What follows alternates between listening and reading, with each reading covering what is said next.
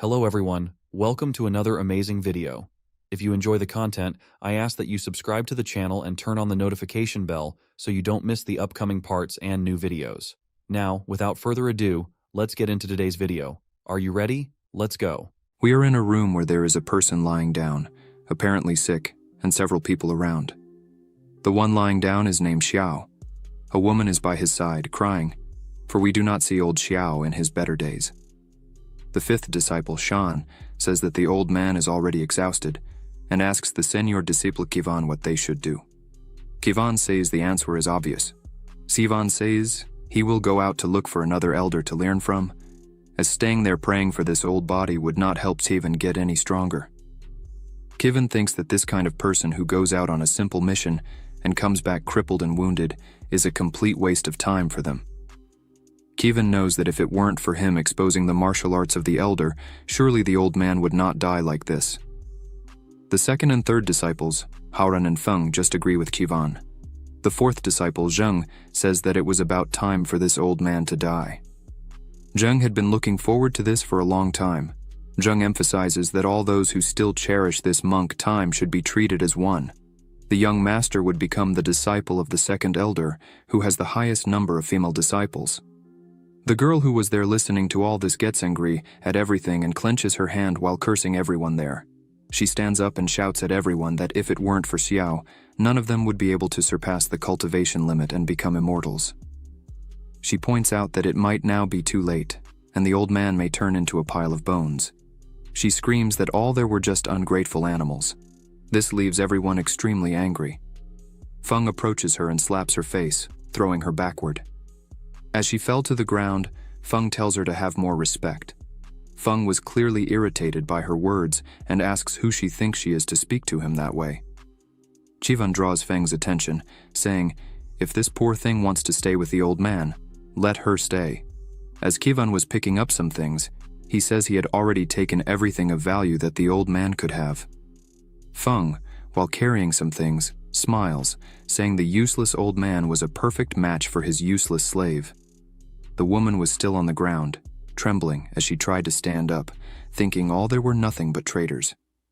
She finally manages to get up from the ground and, with tears in her eyes, wonders how these traitors could do this. As she was on the ground, the elder calls her. She runs back to the bed's edge, asking if Xiao was okay. Because the ungrateful ones had already left, and she would take care of him. Xiao says that after he took her to the top of the mountain, he never asked if she wanted to become his disciple, nor did he even try to guide her cultivation. Xiao sighs and asks if she hates him. She's a bit embarrassed to answer and says she knows her roots and bones were not so good for cultivation. This woman's name is Zhi. She explains that, in the beginning, Xiao saved her from a slave trader, and for that, Zhi has always been deeply grateful. Since that moment, Zhi never had any complaints. She emphasizes that she only hates the injustice of the heavens and the treacherous villains, for a good person never dies a good death. Xiao begins to sit up in bed and says that if he had accepted her as a disciple before. Xiao begins to cough before finishing the sentence. Zhi is worried about him. As Xiao looks at his hand, he notices there was blood on it and says, it seems he is about to die. Zhi kneels on the ground and kneels before Xiao. Zhi starts shouting, saying that if Elder Xiao does not hate her, then accept her as his disciple now.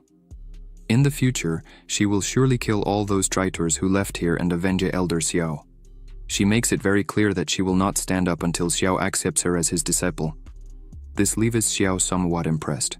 Xiao turns to the front, places his hand on his chest, and says he might be on the brink of death, but he is not stupid. Then, Xiao asks Zhi if he accepts this, wouldn't he just be hastening Xi's death? Zhi, concerned for Xiao, asks him to stop moving around. Xiao takes a small bottle in his hand and says that this pill bottle is the last essence of condensation. Even though it's not great, it's the only thing he could offer her at the moment. Seeing this, Zhi's eyes fill with tears. Zhi asks Xiao to lie down and not worry so much about her, but Xiao tells Zhi it's okay. He wouldn't die so quickly. After saying this, Xiao starts to cough and feels something very strong, dropping the bottle. The bottle breaks on the floor while his eyes start to close. He sees Zhi saying she was wrong and didn't need to become his disciple, but he needed to wake up anyway. Xiao starts to wonder if this really is his death. He thinks Ji is crying too loudly and it's hurting his ears. Xiao thinks he's very annoyed, and the reason for this is for not having accepted Ji as his apprentice earlier.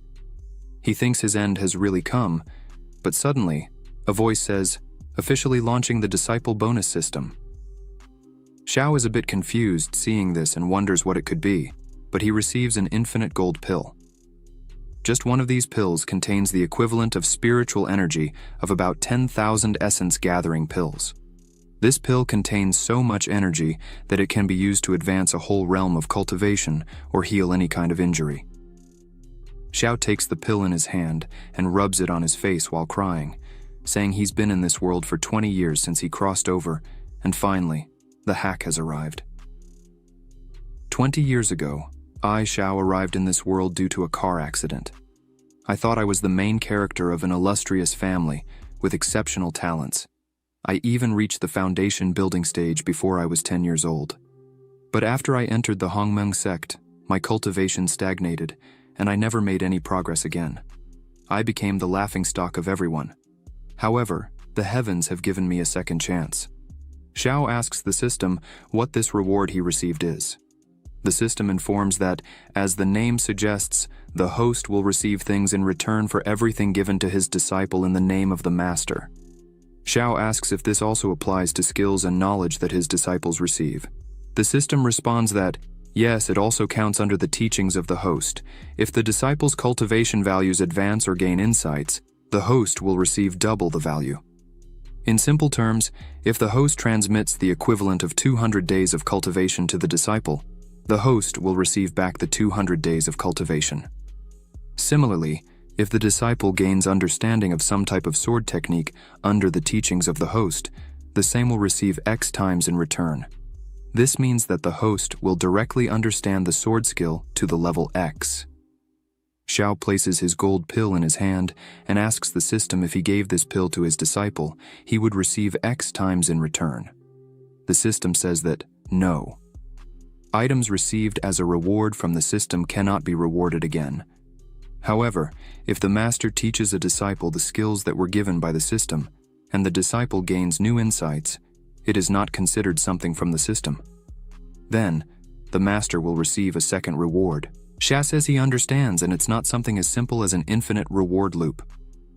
Xiao decides to eat the pill, as he should take advantage of the opportunity.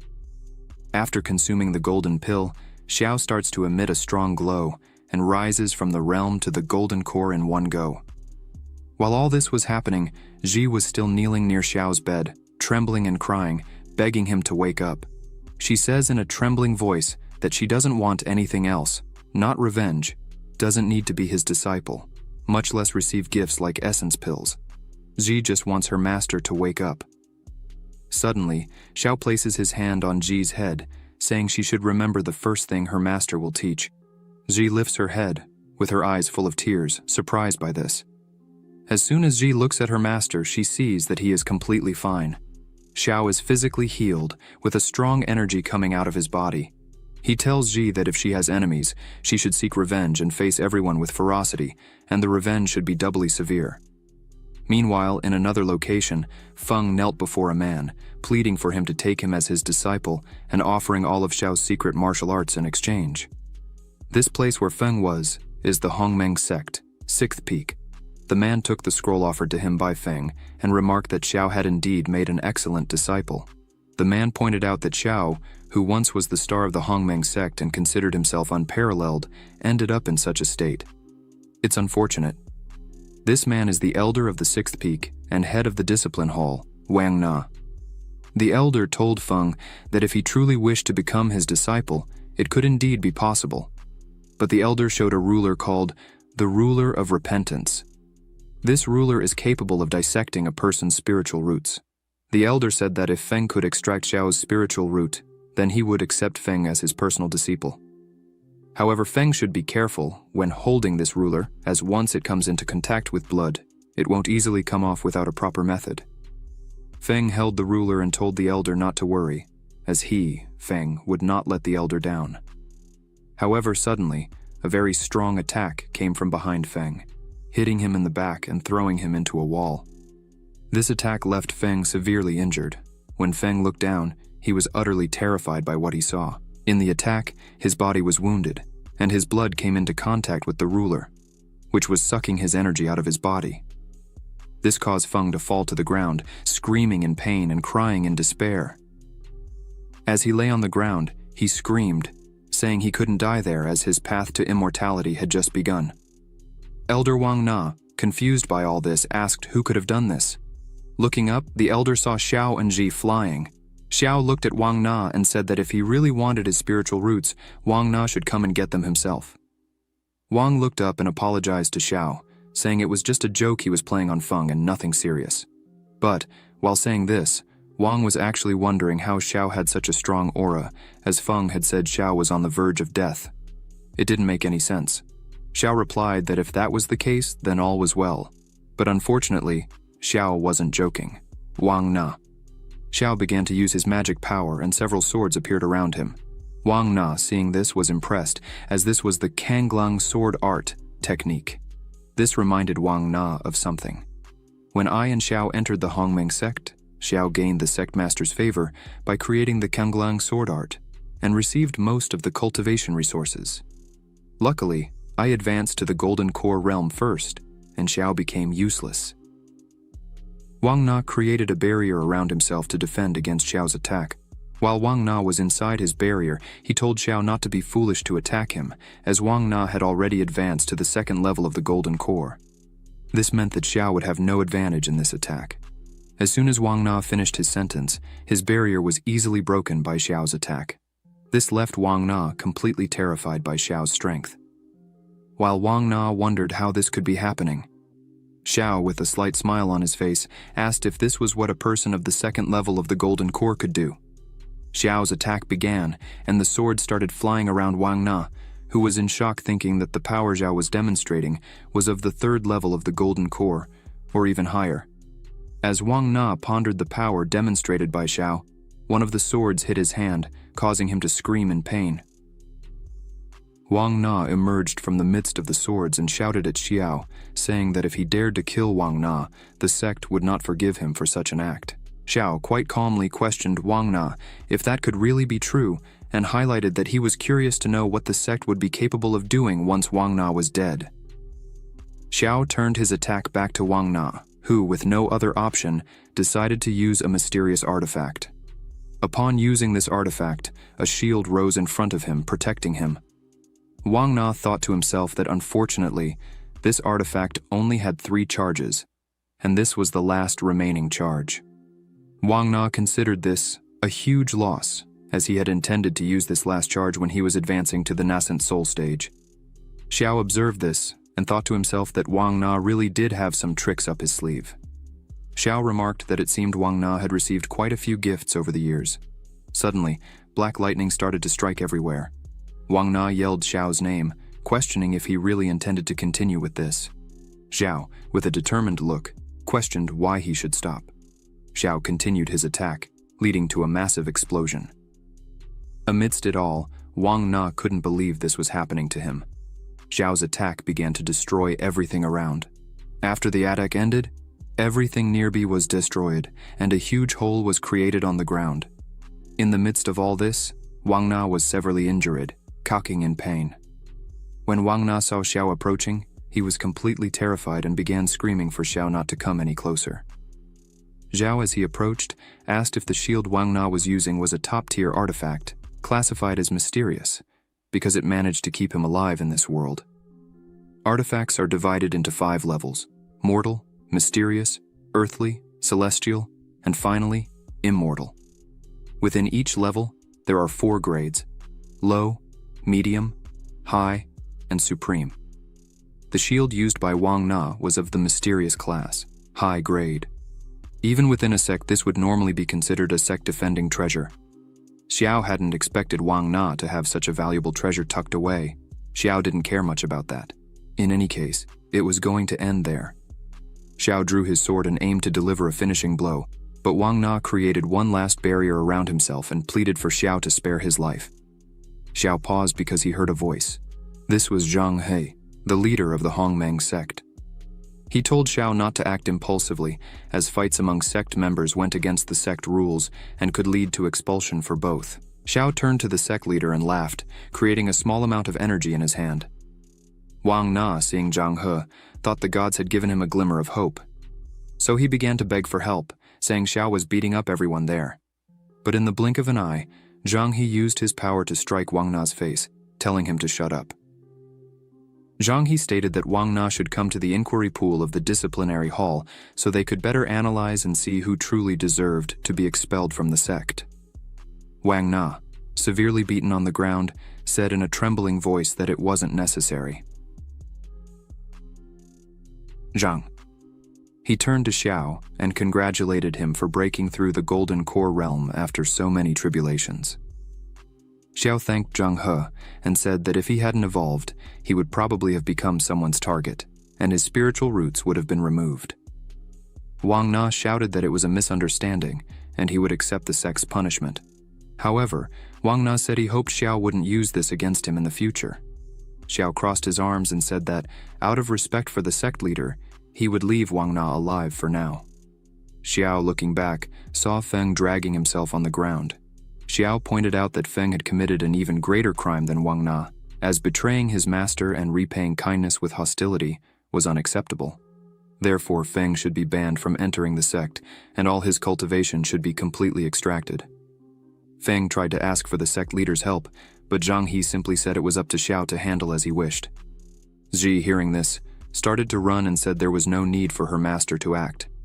Feng, seeing this, called Ji useless and launched an attack against her. Ji stood completely still as the attack approached. Then, she began to gather magic in her hand and effortlessly defended against Feng's attack. This left Feng completely paralyzed, as Ji had been considered useless until recently. Feng asks when she had learned the Kanglang sword art.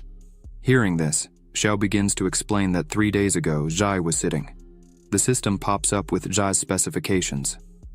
Name: Yan Nu, True Identity, Disciple, Comprehension, 260, Root, 15, Talent, Innate Immortal Sword. Inactive activation requires reaching the Foundation Establishment stage to gain recognition from the Lin family's ancestral sword embryo. Xiao thinks to himself how incredible innate immortal sword talent is. Ji asked what an innate immortal sword is. Xiao, with a suspicious look, says it's nothing much, just thinking that Ji might have talents with swords. Xiao says he would look for Feng so Ji couldn't be defenseless. Xiao cuts down a tree with his Kanglang sword art. He explains that this technique was created by him years ago and emphasizes that even if Ji could learn a little, it would be great. Ji forms a small sword with her magic and asks if it's something like this. Xiao says yes, she's doing very well. The system notifies that Ji has entered into the Kanglang sword art.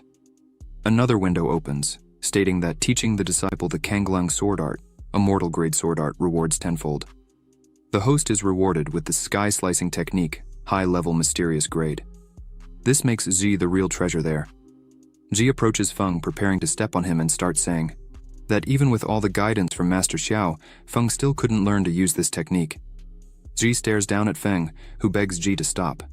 Then, she asks who the useless one is now and steps on his chest, causing Feng to scream in pain. Ji turns to her master Xiao, saying that the spiritual root of the traitor Feng has already been destroyed, and asks Xiao to verify. Xiao, looking at her, says, "She did a great job." Zhang He says that now Xiao has explained his punishment, it's Wang Na's turn to be punished. Zhang He asks to take Wang Na away to resolve the matter.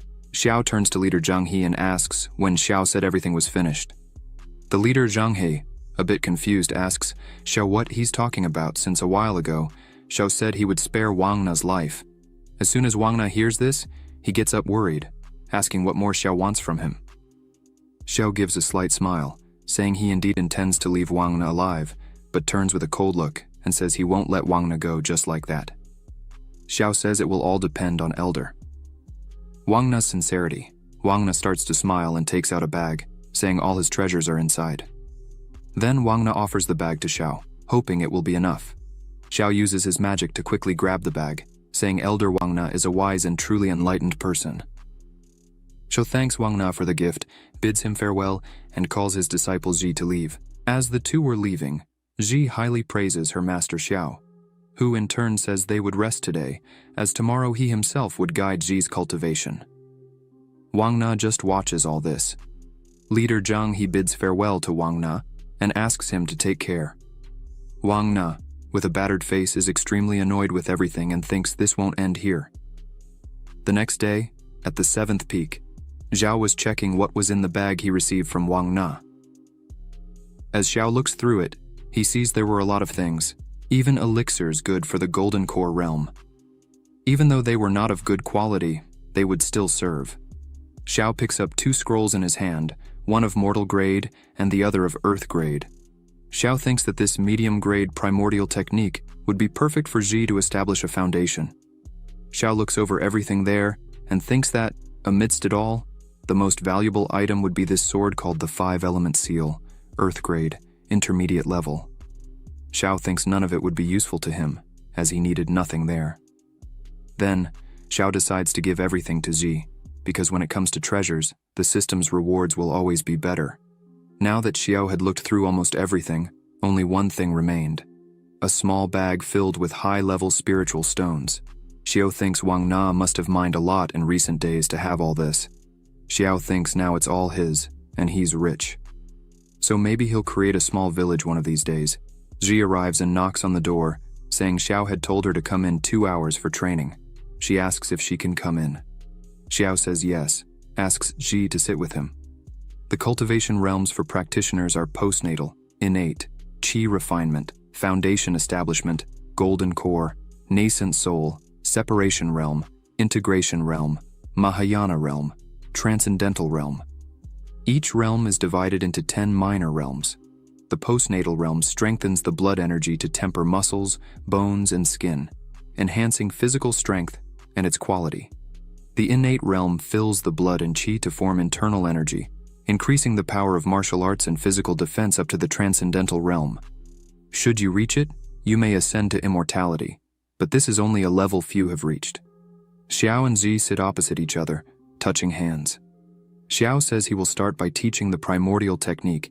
He asks Ji to focus on comprehending with dedication. Ji agrees, so they begin. While Ji is extremely focused, Xiao is guiding her, telling her what she should do.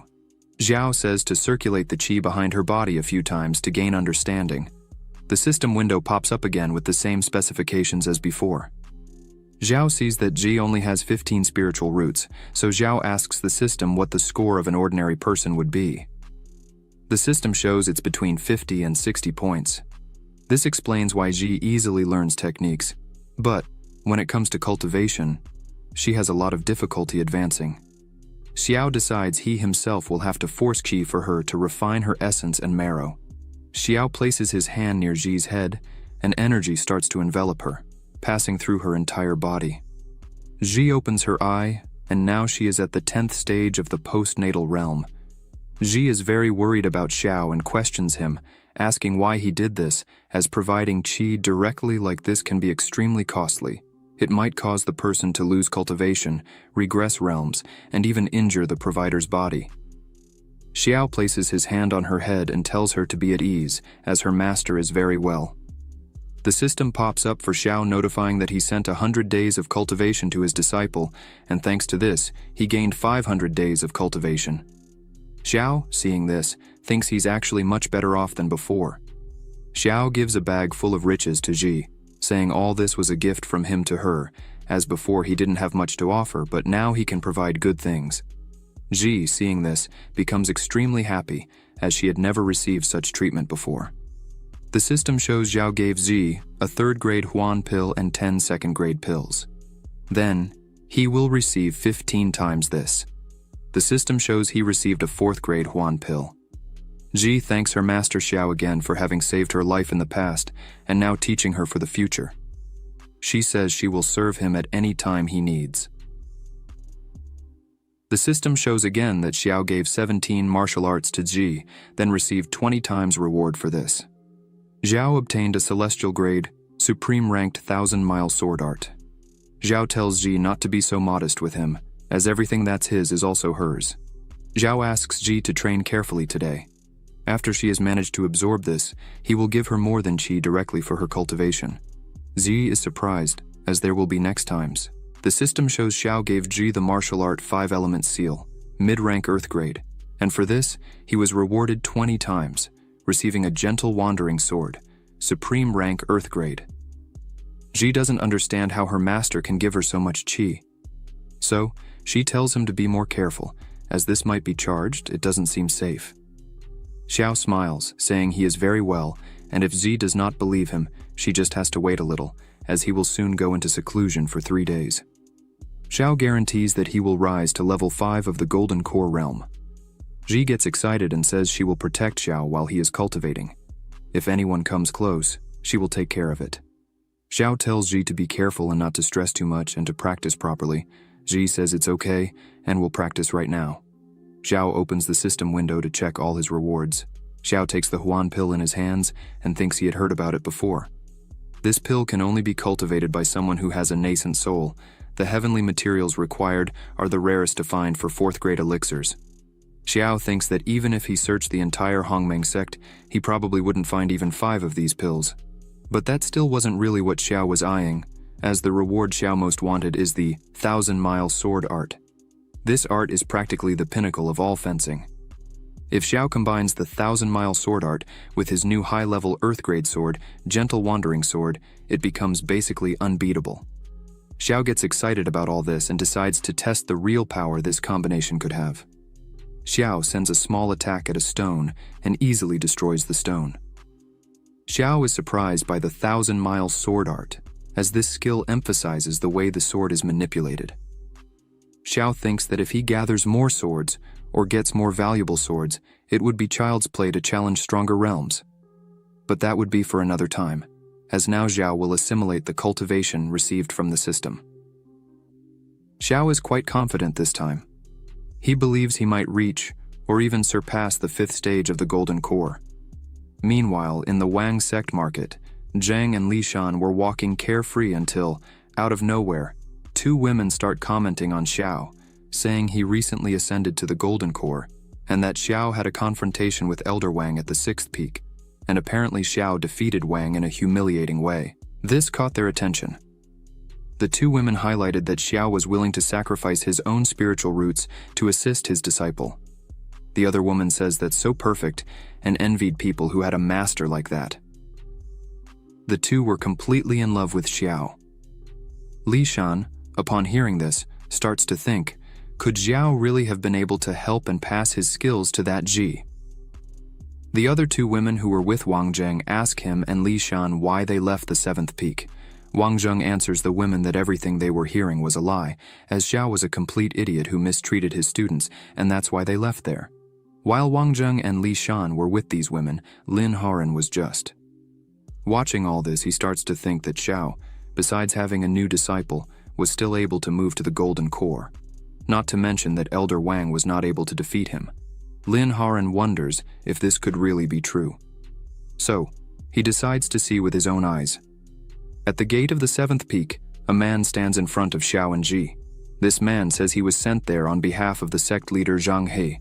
This man introduces himself and says he is Ye Chen, the senior disciple of Zhang He. Ye Chen says he came to warn that the great sect competition will be in 100 days, so Xiao should prepare for such an event. Ye Chen looks at Ji and apologizes for what he is about to say, but in Ye Chen's view, Ji is a seemingly weak person. By her talent in the great competition, Ye Chen thinks she will lose and cry over the defeat. Ji gets angry when she hears this, but Xiao steps forward and says that Ye Chen has a somewhat limited view. Ye Chen is a little startled by this. Xiao says that Ji was a person completely without cultivation 3 days ago, and now is already at the 10th stage of the postnatal stage.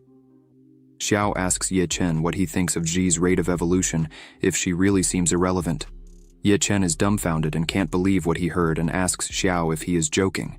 Xiao says that if Ye Chen doesn't believe him, then Zi is free to show who's boss. Zi obeys immediately and starts to emit flames from her body. Ye Chen, scared seeing this, says that this really is the 10th stage of the postnatal realm, but Ye Chen can't understand how this is possible. Lin Haran, who was hiding and watching all this, is also surprised. Xiao turns back to return to his realm and says that anything is possible. Zhi makes a face proving Ye Chen wrong and saying it served him right. Lin Haoran, still hidden, thinks that a useless person like Zhi could not have risen in such a way with her own talent. Clearly, Xiao used his qi to help Zhi. Lin Haoran thinks that the person who directly transfers their qi to another person faces major problems, including in their cultivation. Lin Haoran can't believe Xiao went to such lengths to help Zhi. Then, Lin Haoran thinks it would be a good time to extort some things from Xiao. After all this, in the hall of the third peak, Lin Haoran is before Elder Meng Yu, who is asking Lin Haoran if everything he said is true, that Xiao took everything from Wang Na and transmitted the peak of the supreme technique to his disciple. Meng Yu asks if there is anything they can do. Lin Haoran tells Meng Yu that he is the strongest in the sect and should receive the most resources. What Xiao is doing is just squandering the sect's resources. Hearing this, Meng Yu gives permission for Lin Haoran to personally take care of it. Meng Yu emphasizes that if Lin Haoran really manages to defeat Xiao, then he will be accepted as a direct disciple. Lin Haoran thanks him for the opportunity. Meanwhile, in the training room of the seventh peak, Xiao and Zhi are sitting. Xiao asks Zhi if she is ready, as today she will break through to the inner realm and cleanse her meridians. Xiao notes that if everything goes right, in the future, Zhi will be able to cultivate with less effort and more ease. However, for that to happen, she will have to endure very strong pain. Zhi says she is ready and remembers everything Ye Chen said before and promises that as soon as she gets stronger, she will not accept this anymore and everyone will pay attention to her. Xiao sees that although Ye Chen has been spoiled by the sect leader, the encounter between Zhi and Ye Chen was very good. It made her more motivated, and it is this motivation we need. Xiao thinks this really is the moment for Zhi to break through to a higher realm and perform a cleansing on her meridians. Xiao takes a small bag in his hand, and from it takes out a 4th-class meridian cleansing pill.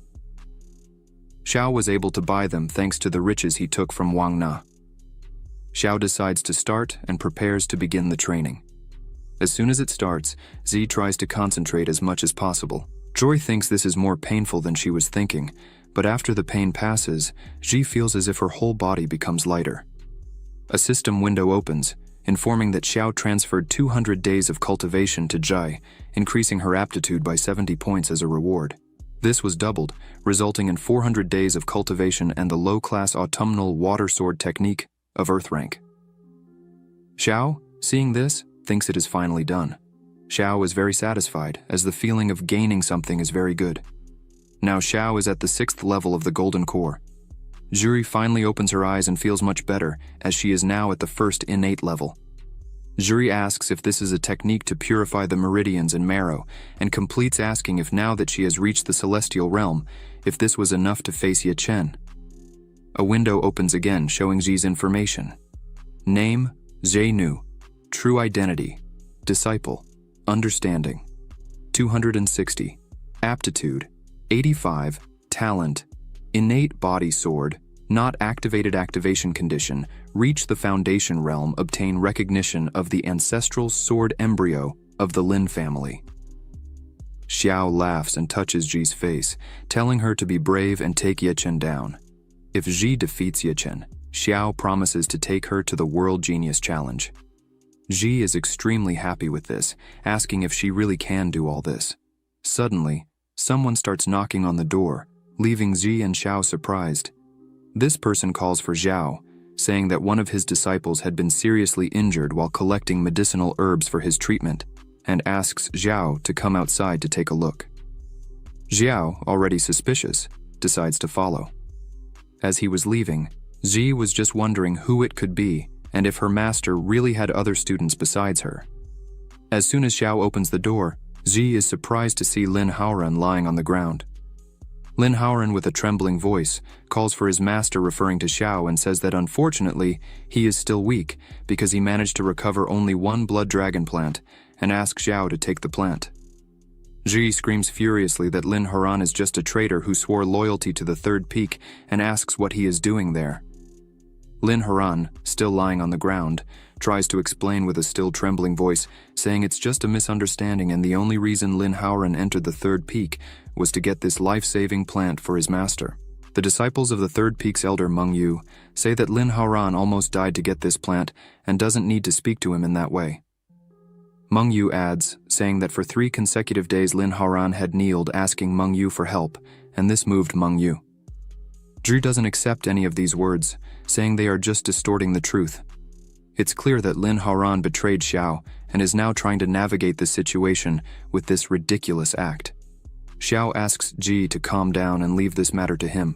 Xiao asks Lin Haoran why he is there if he had already sworn loyalty to the Third Peak's elder. Xiao smiles with a cold expression and asks if Lin Haoran really wants to return to his side. Lin Haoran kneels in front of Xiao, saying he recognizes the weight of his sins, and for having betrayed his master, he is unworthy. However, Lin Haoran begs for forgiveness and asks that Xiao accept this blood dragon herb. The disciples of Meng Yu, watching this scene from afar, start to think that Xiao is very healthy and doesn't need this herb. Another disciple says that Lin Haoran's talent is deteriorating, and if he doesn't get a Class 4 pill, his future in cultivation will be very bleak. The two look at Xiao, saying it's good he has such a pill in reserve. Because of him, Lin Haoran was harmed. Lin Haoran looks back with a smile on his face, saying that's not true. Xiao, hearing all this, seems to have an idea and says he really was in need of that herb to help his health and asks Zhi to confirm. She immediately hugs Xiao, saying it's all true. Lately, Xiao has been very weak. The 4, seeing this, are shocked. Lin Haoran gets a bit irritated with all this and wonders when Xiao became such a liar. Even though Lin Haoran needs to get this pill by any means, to not be a loser. Lin Haoran goes back to his act and says that Xiao should take this plant and use it, because it wouldn't be right for someone as unworthy as Lin Haoran to continue with such a plant. Xiao, in the blink of an eye, takes the plant from Lin Haoran's hand and goes back to Zhi, saying everything is resolved and they would have chicken stew for dinner. Zhi doesn't understand anything that's happening. A system window notifies that Xiao gave Zhi a first-class plant blood dragon herb, and with that, he received 5 times more in a second-class blood dragon plant. Lin Haoran starts coughing and says he is happy if he can help his master. The 2 disciples of Meng Yu hold him. One of them says that Lin Haoran put his own cultivation at risk to help his master, even though Xiao didn't return the favor. They ask Meng Yu to defend Lin Haoran. Meng Yu says to Xiao that human lives are at stake, and as representatives of the sect, they could not just stand by watching this. Meng Yu emphasizes that if these news spread, the 7th Peak would still be able to get disciples in the future. Xiao stops in front of everyone, saying there's no need to hurry. Then, Xiao approaches Lin Haoran, saying that since the 2 had a relationship of student and master, he could not stand there watching Lin Haoran die. Xiao emphasizes that he has a small concern because as Lin Haoran had many offenses in the 7th Peak, Xiao fears that his body might not withstand the pressure of the pill. So, Xiao offers to cleanse his meridians. Meng Yu, seeing this, thinks that Xiao values talent highly. Meng Yu believes that Xiao indeed intends to pass on his skills to his students, and if he does this frequently, then there must be some technique Xiao uses to minimize the side effects. Therefore, Meng Yu should pay close attention to everything. Xiao touches Lin Haoran's neck, saying that he risked his life for Xiao, so Xiao could not just leave him in this state. Xiao holds Lin Haoran's hand, and energy begins to glow, leaving Lin Haoran a bit frightened by everything. After a few seconds, Lin Haoran starts to feel a lot of pain, and his mouth foams. Meng Yu's 2 disciples look at this and wonder how the cultivation of the disciples turned so tragic. Meng Yu tells them to pay more attention, as they were just treating the hardships that Master Lin Haoran went through. Lin Haoran realizes that Xiao wasn't passing his skills to him, but was instead taking his cultivation energy and destroying his meridians. Lin Haoran was trying to scream for help but couldn't speak, as Xiao, by touching his neck, used a technique that left him voiceless. Lin Haoran realized he was doomed if this continued. Meanwhile, Meng Yu finds everything natural, saying that Lin Haoran was doing a great job. After the process, Lin Haoran falls completely destroyed on the ground. Xiao says that he finished applying an extremely powerful technique to heal Lin Haoran's entire body. But because his cultivation was very low, he might not withstand it. Xiao asks Meng Yu to take Lin Haoran back and let him rest. Xiao leans on Zhi, saying that he is a bit tired because he used a lot of his own energy and needs to rest a bit. Meng Yu starts to laugh, thinking that he couldn't understand exactly the technique used by Xiao, but clearly, his aura is considerably lower. This means that it's a great time to try. Meng Yu jumps to attack Xiao. Ji screams for him to be careful. But Xiao smiles, as he was prepared for this. Then, he quickly turns around and easily defends against the attack. Xiao, smiling, asks how Meng Yu had the courage to use such a situation to attack a weak individual like Xiao, who just helped a man on the brink of death. Meng Yu, seeing this, is shocked by the situation and wonders if this was really a favorable time and how Xiao has such strong energy. Xiao uses his energy and throws Meng Yu away. Meng Yu falls to the ground. His disciples run to help him. Xiao turns around as if nothing had happened and calls Jie to cook a chicken. She, as always, is excited, agrees, and begins to prepare with Xiao. Lin Haran wakes up and screams, asking what the two were waiting for to act. The two look at each other and prepare for battle. One of them takes some hidden items that Meng Yu had won during one of his travels. This can be controlled through a special technique. It disappears into the air without leaving any scent, a completely invisible attack. No one was able to counteract this before they came to the 7th peak. Meng Yu gave this to him and made clear how to use it if it came to this point. Then, he launches it towards Xiao. However, Xiao dodges as if it were nothing, making it seem like a joke. The item hits the door and starts to corrode. Xiao, looking at this, thinks that it really is something different. However, as soon as he consumed the limitless golden pill, his senses improved greatly, allowing Zhao to perfectly sense killing intent. Otherwise, Zhao could be in serious trouble. Now, Zhao looks at the two who didn't understand how Zhao had dodged the attack, but it didn't matter, as they were going to continue attacking. Zhao tells Ji to use the Kanglang sword technique, target southeast. Ji summons her sword and prepares for the attack. With a simple movement, she defends against the attack. Ji is astonished by what she did. A system window appears, saying that a reward was given. C. 0 stone. Detected that the disciple, under the guidance of the master, comprehended the intent of the Kanglang sword. First stage, reward tripled. Obtained the Dragon Spirit Armor, Earth category, intermediate class. Xiao looks at Ji and thinks he had expected this. Ji's innate body sword she learned recently, although she is already able to understand the sword intent. Meng Yu's two disciples are completely astonished by this, for even over the nascent soul realm, even the realm gathering separation would not be able to detect this attack. They ask who the hell Zai is. Lin Horan, crawling on the ground, screams that he needs to get out of there quickly. Zai notices this and, looking at Lin Horan, who had betrayed his master and harmed his ancestors, how Lin Horan had the courage to try to harm his master. Now, hearing this, Lin Horan gets scared. Zai jumps with her sword and says it's unforgivable. Lin Horan tries to flee, but Zai's attack hits him with great force. Lin Horan falls completely defeated on the ground, saying with his trembling voice that this could not be happening. One of the disciples tells him not to approach. Master Meng Yu says it will not end like this, for Xiao harmed their companion. The sect master will not let this pass. The other disciple says they should not fear Ji, for they are in the foundation stage and another in the golden core, and Ji was just in innate cultivation. However, the other disciple points behind Ji, saying they were not seeing what was really there. When they look, Xiao is with a bloodthirsty look. Xiao touches Ji's shoulder, but she tells Xiao not to worry and rest, for she would take care of everything for him. But Xiao says he wanted to teach Ji something, and, with the same look, says that sometimes dying is more convenient than living. The two start to stutter, asking what Xiao was thinking of doing, and ask him not to approach any further. Xiao, while walking directly towards them, asks if they are regretting their actions. Unfortunately, it's too late now. A few hours later, in front of the secte leader, Xiao reports the whole occurrence, saying that Meng Yu, along with a traitor from the sect, came to provoke without any reason. And to protect his and his disciples' integrity, Xiao and Ji killed Lin Haoran and crippled the cultivation of 2 disciples from the 3rd peak. With all this, Xiao hopes the sect leader understands and does not try to punish the 7th peak for it. Leader Zhang, he just looks at all this. Zhang He says that, although the traitor is dead, there may still be remnants. The leader emphasizes that repeatedly violating the sect rules cannot be forgotten.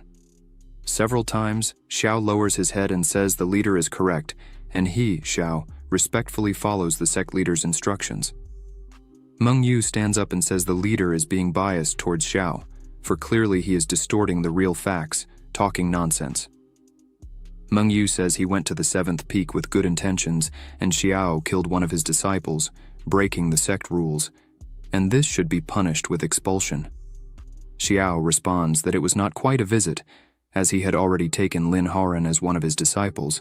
Meng Yu should be responsible for Lin Haran's life and death.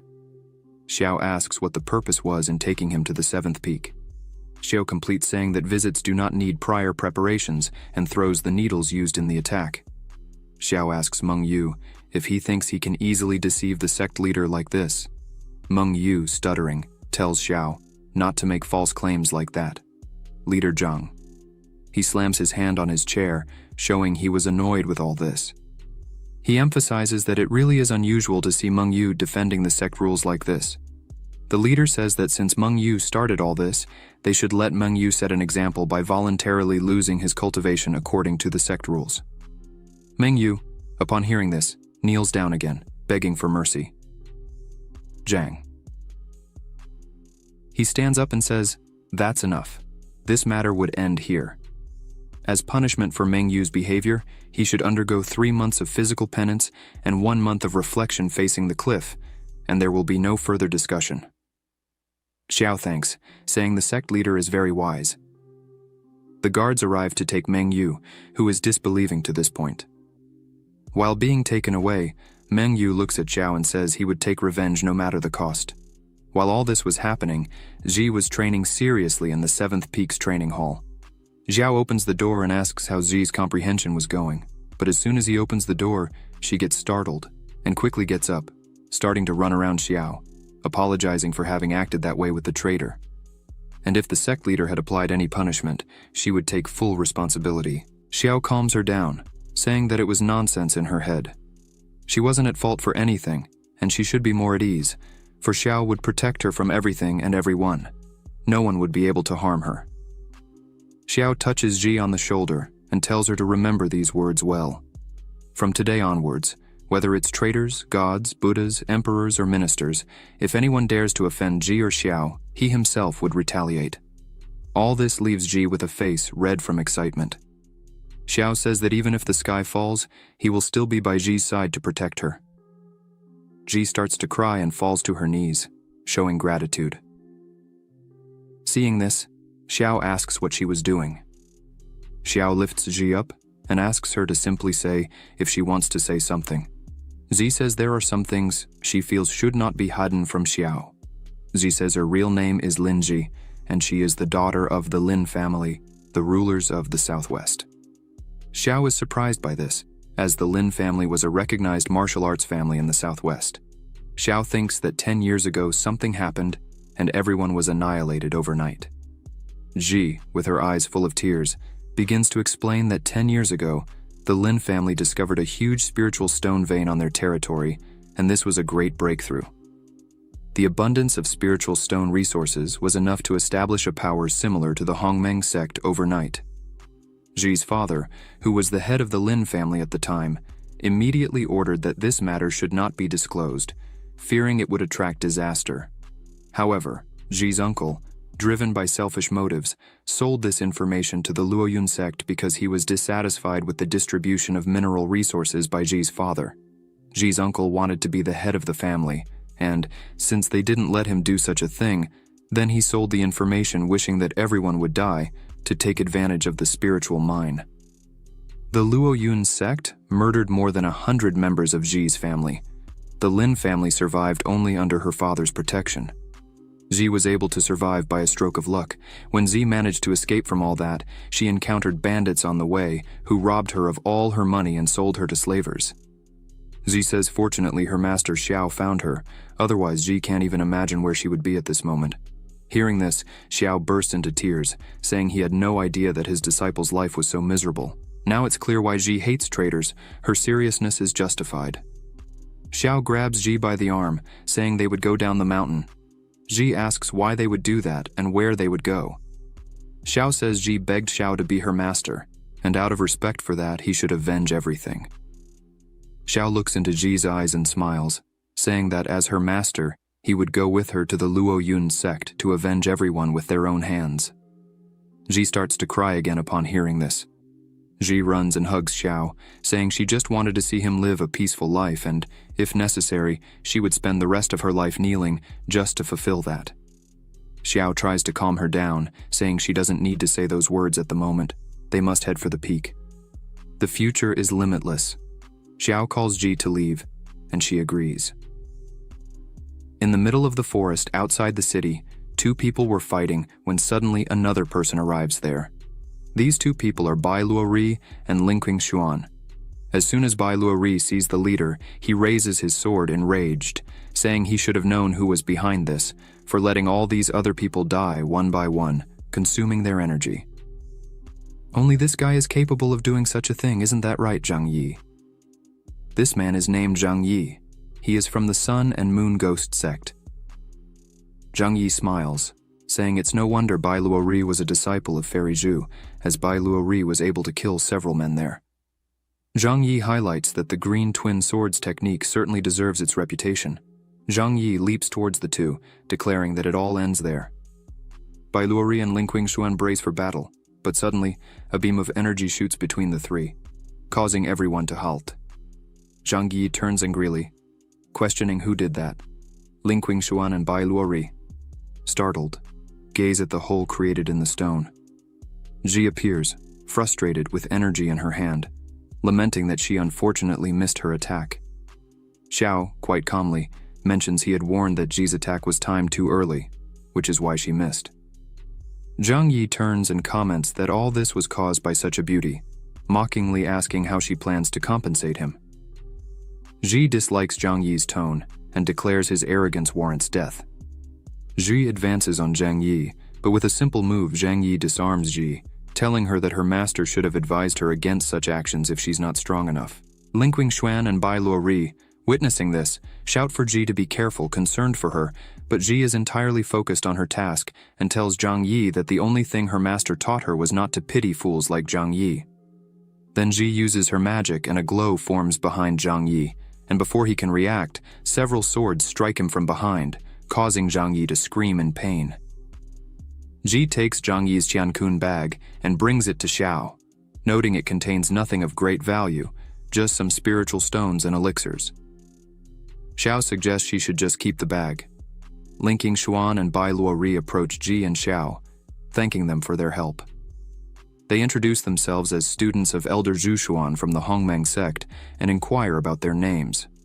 Xiao introduces himself, pleased to meet them, as Elder Xiao of the 7th Peak, and introduces Ji as his student. Linqing Xuan and Bai Luori are surprised to meet Xiao and express their gratitude again. Xiao dismisses the formalities and inquires why they were in such a remote location fighting against the Sun and Moon. Ghost Sect. Bai Luori explains that the Ghost Sect has always harbored resentment towards the Hongmeng sect.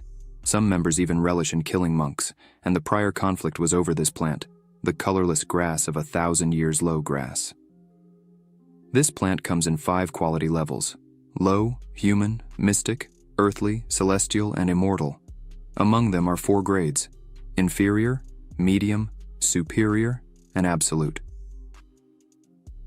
Bai Luori mentions that although this plant serves merely as a base for creating foundation stage pills, they are still highly valuable. He emphasizes the rarity of these plants. This one, for instance, was unexpectedly found at an auction due to leaked information. The leaked monetary information drew Zhang Yi's attention, leading to them being followed. Out of respect and gratitude, Bai Luori offers the plant to Xiao, stating that if he hadn't arrived in time, the plant would surely have been stolen by the Ghost Sect. Seeing this, Xiao remarks that Bai Luori would likely use this herb to refine foundation stage pills, significantly increasing the chance of success in the foundation stage. Xiao questions Bai Luori if he truly wishes to give it to him. Linqing Xuan and Bai Luori gaze intently at Xiao. Then Bai Luori responds that his master always taught them to be thankful for generosity and always avenge their enemies. With that, Bai Luori pleads for Xiao to accept the herb as a token of gratitude. Xiao agrees to accept, but since they are esteemed students of Elder Zhu, as soon as Xiao refines the pills, he will share them. Bai Luori thanks again and attempts to hand the herb to Xiao, but Xiao looks back and suggests it's a bit early to receive such a gift and calls for everyone's attention, as he intends to teach 3 lessons to all present. Xiao advises that in the future, when they kill someone, they should focus on eradicating the root of the problem and demonstrates by launching a sword with his magic at a tree, slicing it in half. 2 people appear beside the tree that was just cut down. Bai Luori, with a frightened face, yells asking when they hid there. The woman, still crouched, says that he was acting extremely arrogant even though he is at the 1st level of the Golden Core. These 2 are called Bai Yanzi, who is at the 3rd level of the Golden Core, and Qing Yang. She is at the 4th level of the Golden Core. Bai Yanzi says he doesn't know how Xiao had the courage to kill their disciple. Fortunately, they were nearby. So unfortunately, it's time for Xiao to die. Xiao says he heard about the 2 elders of the Lunar and Solar Phantom sect a while ago, known as the Yin and Yang deities. Their soul recovery abilities are unmatched, and capturing targets is just a matter of time. It must be you 2, right? Xiu thinks that before leaving the 7th peak, he used techniques to hide his aura. Clearly, these 2 don't have that much discernment. Bai Yanzi looks at Xiao and says that even knowing their reputation, he still does not show fear. This makes Bai Yanzi even more excited for the combat. Bai Yanzi swings his chains trying to hit Xiao, but he easily dodges the first attack. Xiao looks at the trunk of the tree that the chain touched and notices something different. Bai Yanzi creates a kind of whirlwind with his chains, leaving Xiao in the middle of them. Bai Yanzi says that these chains were fused with blood and qi of thousands of people. Even a nascent soul cultivator will be turned into bones if they touch them. Xiu continues to dodge all the chain attacks and thinks that Bai Yanzi's words are very extravagant. As long as he keeps dodging, everything will be fine. But just as Xiu finishes saying these words, he feels something strange and, looking down, sees several magical skeletons coming out of the ground and holding his feet. Qing Yang, with her staff in hand, says that this staff allows her to use the souls of thousands of people as a sacrifice. Once you enter, you will never come out. Xiao, seeing this, gives a little laugh and says they still managed to coordinate attacks together. Not bad. Qing Yang screams for him to die, as now Xiao was being grabbed by several souls and chains were everywhere surrounding him. Zhi and the other 2 were completely desperate seeing this. Xiao closes his eyes, and a second later several magical swords appear around him. Xiao launches them towards the 2. Bai Yanzi becomes a bit more relaxed, saying that Xiao is merely taking form at the spiritual energy stage, and yet still wants to face the 2 magical treasures at once. Qing Yang, as soon as she sees Xiao's attack, is a bit shocked, asking them to be calm. One of the swords, as soon as it hits the chains, pierces them with extreme ease, leaving Bai Yanzi completely desperate, as he did not expect this. The sword hits Bai Yanzi, throwing him back. Qing Yang, as soon as she sees this, is completely scared by the whole situation and thinks this is not normal. How does Xiao's sword have so much power? This is very bad. Qing Yang tries to flee. Zhi, seeing this, yells to Xiao that she is running away while Qing Yang ran desperately. She thinks those swords are not normal because even a high-level sword being wielded by a nascent soul stage cultivator would not be so powerful. As soon as Zhi alerts him, Xiao focuses and asks if Qing Yang really thought she was going to run away. Xiao unleashes his power towards Qing Yang, stating that she should die. Qing Yang uses the souls within her staff again, asking them to block this attack.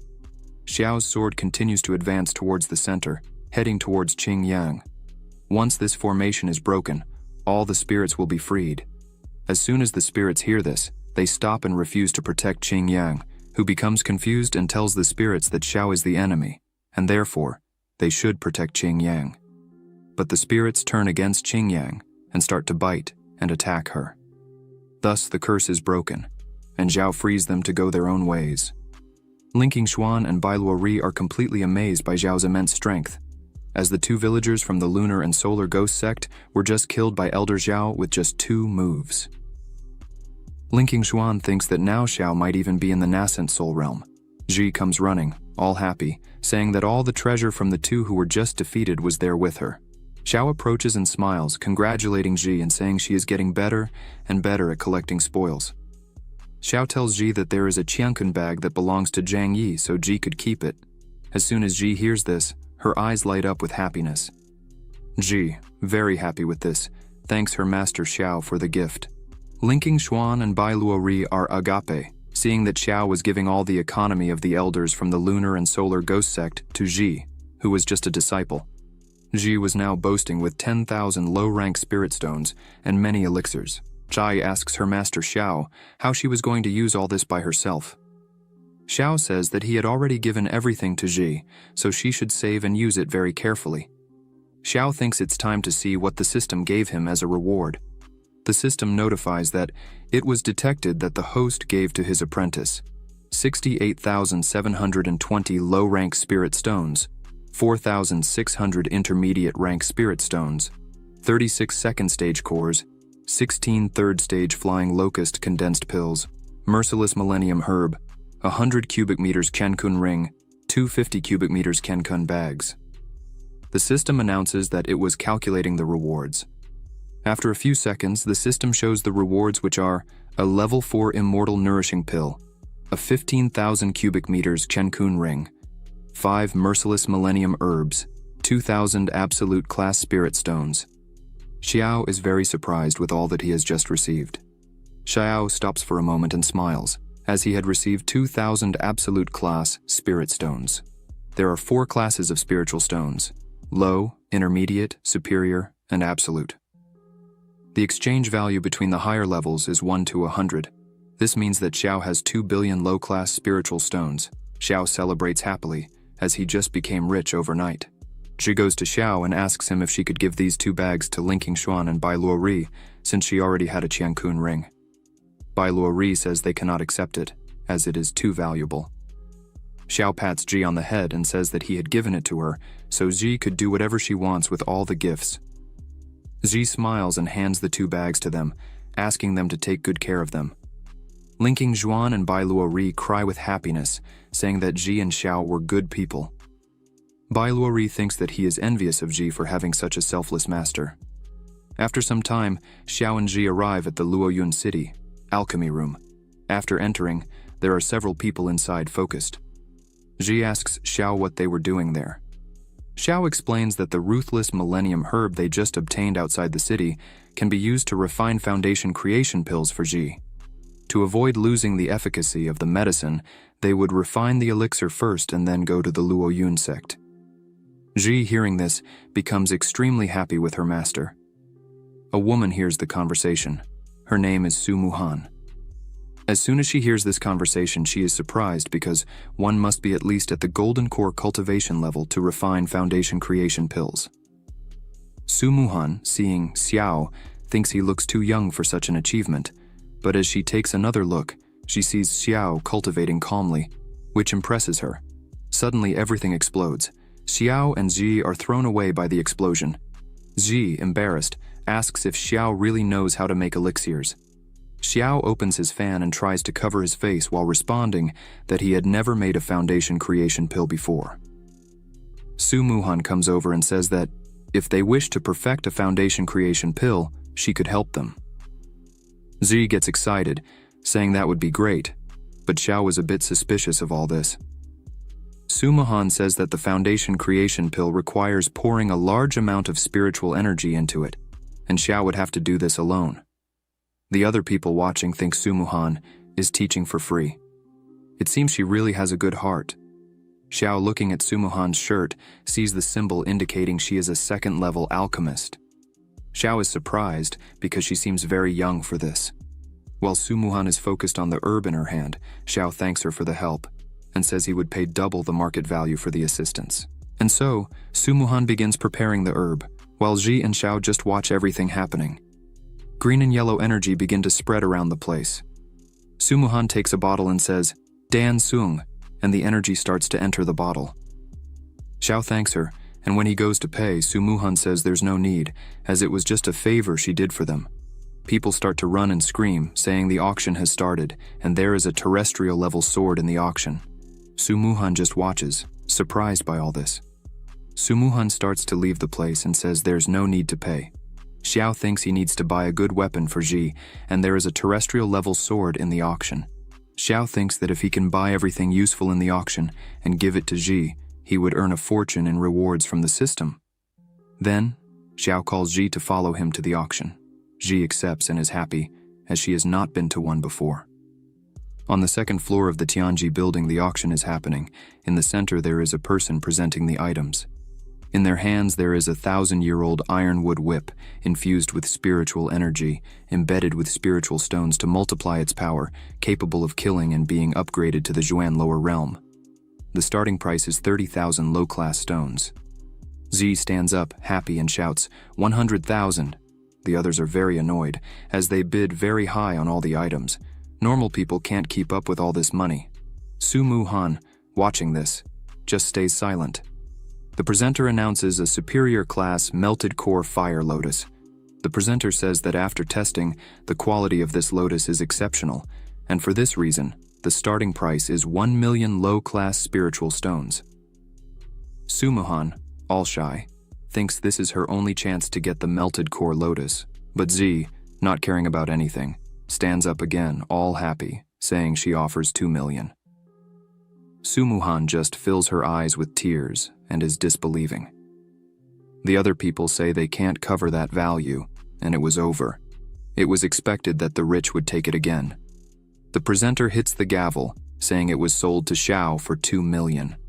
Xiao, with his money bag, starts to think, who was the crazy one who said money wouldn't bring happiness? Z just looks at Xiao. The presenter brings the lotus to Xiao's table, congratulating him on the acquisition. Z is impressed by the beauty of the lotus. Su Muhan, looking at them, wonders if they really will buy everything there. Su Muhan starts to feel a bit sad, because she really needed the melted core, and was thinking of asking Xiao to let her keep it. But Su Muhan was afraid of the response she might get from Xiao.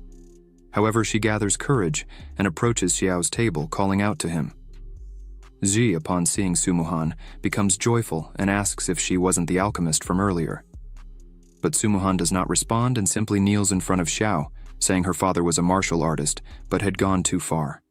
And thus, she needs the help of the fire lotus. Then, Su Muhan begs Xiao to sell her the fire lotus, emphasizing that she would repay the favor by working hard for Xiao. Ji, moved by this, asks her master. Xiao says that now the lotus belongs to Ji, so she could do whatever she wants with it. As soon as Xiao says this, the system notifies that it was detected that the host gave his apprentice a superior grade core-fused fire lotus, and the reward is 5 times greater, a 5th class core-fused fire lotus. Z becomes overjoyed with this and says that if that's the case, then she would give it. But before anything can happen, a rope with an iron tip comes towards them. Ji quickly realizes and defends the attack. After this surprise attack, Ji asks who was doing this. The people there start to scream that a fight was about to begin.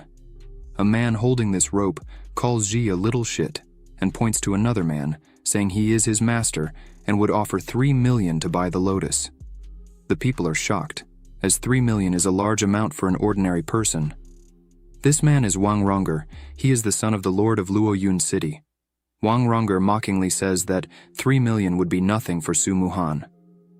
As soon as Su Muhan sees him, she looks a bit scared, and Xiao notices this. The people start to comment that Wang Ronger began to harass Su Muhan again. They highlight that since Su Muhan inherited the position of family head, Wang Ronger has been harassing her relentlessly. The subordinate who had attacked stands up again and yells that these 2 bitches should stand up and offer the lotus with both hands, as Wang Ronger wanted it. Ji puts a hand on her hip and says they would not sell, just because Wang Ronger wanted it. Su Muhan runs over and asks Ji not to be so impulsive, and pleads with Ji not to offend those people. This leaves Ji and Xiao a bit confused. Xiao says it seems like Su Muhan has some connection with that man. Su Muhan starts to explain, saying that man is the son of the lord of Luoyun City and could be considered the supreme lord there. Su Muhan says that once Wang Ronger came to her door asking for her hand in marriage, but Su Muhan did not accept. After that, Wang Ronger began to follow her everywhere, non-stop, day after day. Su Muhan apologizes and says all this trouble was caused because of her. Then she offers 50,000 spirit stones as an apology and says she is leaving. Xiao, seeing all this, thinks Su Muhan does not despair over anything, even needing medicine for her father. She did not despair when things did not go her way, not to mention she is a second-level alchemist at such a young age. Xiao becomes quite excited about this situation and thinks it really would be worth teaching a woman like this.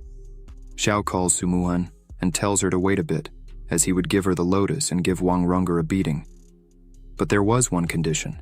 This leaves Su Muhan completely surprised.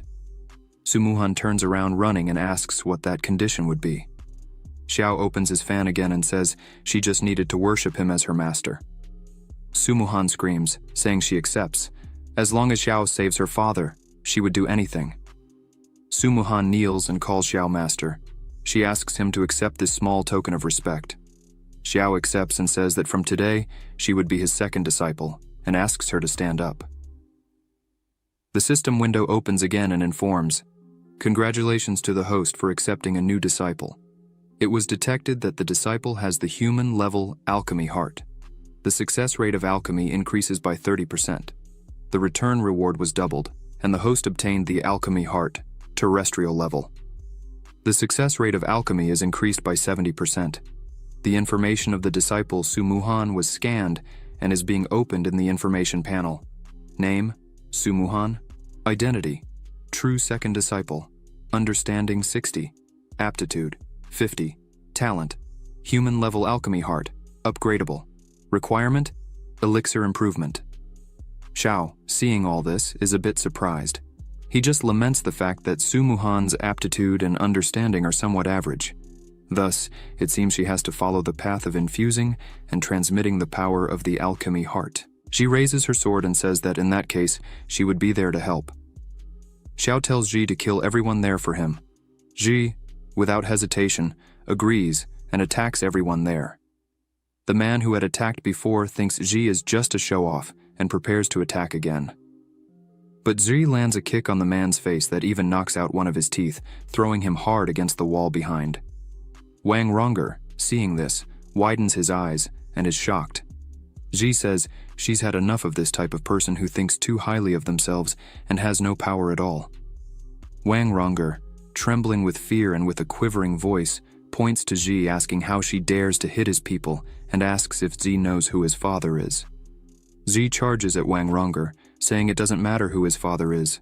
She would beat him up just the same, until his father can no longer recognize him. Wang Rongger starts crying and tells Ji to leave and yells that if something happens to him, his father would not let her go unpunished. But suddenly, someone appears between the two and stops Ji's attack.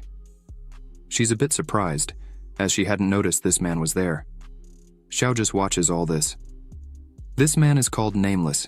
He is Wang Rongger's bodyguard who is currently at the nascent soul level. Wang Rongger begins to smirk and mockingly says, "They were not brave, so why don't they continue like this?" Wang Rongger orders his bodyguard to beat up Ji and Xiao. Everyone was involved in this, so no one could escape. Ji just watches all this while Wang Rongger hides, like a chicken, behind his bodyguard. But his bodyguard said that the orders given to him were that he should ensure Wang Rongger's safety, but he would not interfere in his personal fights with other people. The auction presenter bangs the gavel and yells, asking what was happening there. The auction presenter says that anyone who fights inside, according to the rules, can be executed. Immediately he asks them to leave there because people who do not follow the rules of the Tianji house are not welcome there. Wang Rongger starts to withdraw, saying it would be easier for everyone this way. Before leaving, Wang Rongger tells Xiao and everyone there that it's better they control themselves in the city of Luoyun and not let him see them again. Ji was very angry, wanting to break everything, but Xiao just told her to control herself and called her to withdraw. Ji was still angry, saying that Wang Rongger was very conceited. She was not happy about it. Xiao just told her not to be so mean. The man from before asks Wang Rongger if they were really going to let them go, just like that, but Wang Rongger said it wasn't so easy to escape from him. As soon as they left there, they would catch them, as this would not break the rules of the Tianji building. Wang Rongger says they would execute Xiao and put his body at the city entrance, and with the girls, it would be a bit different. Already outside, one of Wang Rongger's subordinates was looking for Xiao but couldn't see them anywhere. Xiao was behind one of the walls and concentrates his magic and sends one of his swords to attack the three. The bodyguard sees the sword coming in time, then grabs his sword and tries to defend the attack. But Xiao's attack easily breaks the bodyguard's sword and goes directly to Wang Rongger, hitting him and throwing him to the ground. Xiao appears in front of the three. The subordinate from before yells at Xiao, asking how he dared to kill someone on the lands of the Tianji house. Xiao, very calmly, tells them not to be so foolish, as Xiao had waited for them to leave the Tianji house to kill him. Thus, he hadn't broken any of the rules there. This leaves the subordinate without answers. The bodyguard drops the rest of his sword on the ground and says that Wang Rongger was authoritarian, idiotic, and annoying, but the bodyguard was paid to protect him, and so he should be loyal to Wang Rongger. This means that if someone kills the person he was protecting, he should take the head of the perpetrator. Otherwise, the Wang family would hunt him to the ends of the earth. Then, the bodyguard prepares to fight. Xiao just offers a small smile on his face. Xiao begins to float, surrounded by his swords, and says that the bodyguard's sword is completely destroyed, and yet he wants to fight him. The bodyguard starts to grow scales on his body, saying he has beast blood, so his body is harder than a simple sword. Using a sword for him means nothing. It's just a matter of coexistence. Xiao, still very calm, looking at that, asks if he really thinks so. Xiao says he would love to test the strength of that, and launches his swords towards the bodyguard. The bodyguard catches the swords with his hand and breaks them in the middle, saying that was useless. Xiao remains calm and smiling, and asks if really not one of the 7 swords would be useful. A sword appears behind the bodyguard, leaving him surprised. He tries to catch the sword with his hand. Energy begins to fly everywhere while the bodyguard holds it and screams. Xiao calls his sword back and says that even though he caught the sword, his hand seemed quite injured. Xiao asks how he plans to defend the next sword and attacks again. The bodyguard says that indeed Xiao's technique is without a doubt impressive, but his beast blood allows him to heal quickly. Thus, his hand begins to heal and change shape, which leaves Xiao a bit apprehensive. The bodyguard manages to catch the sword again with his hand. As he holds it, he looks at Xiao and says that just the swords wouldn't be enough to kill him. But the bodyguard thinks that the power of Xiao's sword is really out of the ordinary, because just by holding a sword, the bodyguard almost exhausted all his strength. If Xiao launches one more of those swords, the bodyguard would be in trouble. The bodyguard looks at Xiao and says that apparently Xiao was already at his limit of strength.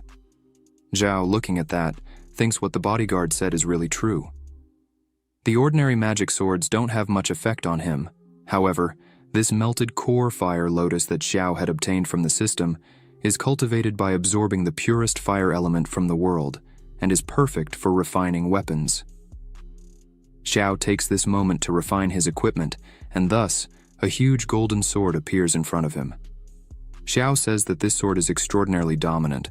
Just by looking at it, Xiao is extremely happy. Xiao picks up the sword in his hand, very happy, and names it Happiness Fire. Xiao returns to the battle and launches his sword, telling the bodyguard to have a lot of fun with his arrogant friend. The bodyguard tries to defend with his arm, and as soon as the sword hits, he feels enormous pain. His arm is all cut up and smoke coming out of his body. The bodyguard, confused, wonders what kind of fire element that is and thinks this is not good. The bodyguard starts to concentrate and creates an energy barrier around himself while Xiao's swords were on their way, surrounding him. The bodyguard thinks that this shield he created won't last long. Looking at Xiao, the bodyguard thinks he definitely won't be able to face Xiao. If it continues like this, he would surely die. Xiao, seeing the bodyguard in trouble, says he still hadn't finished.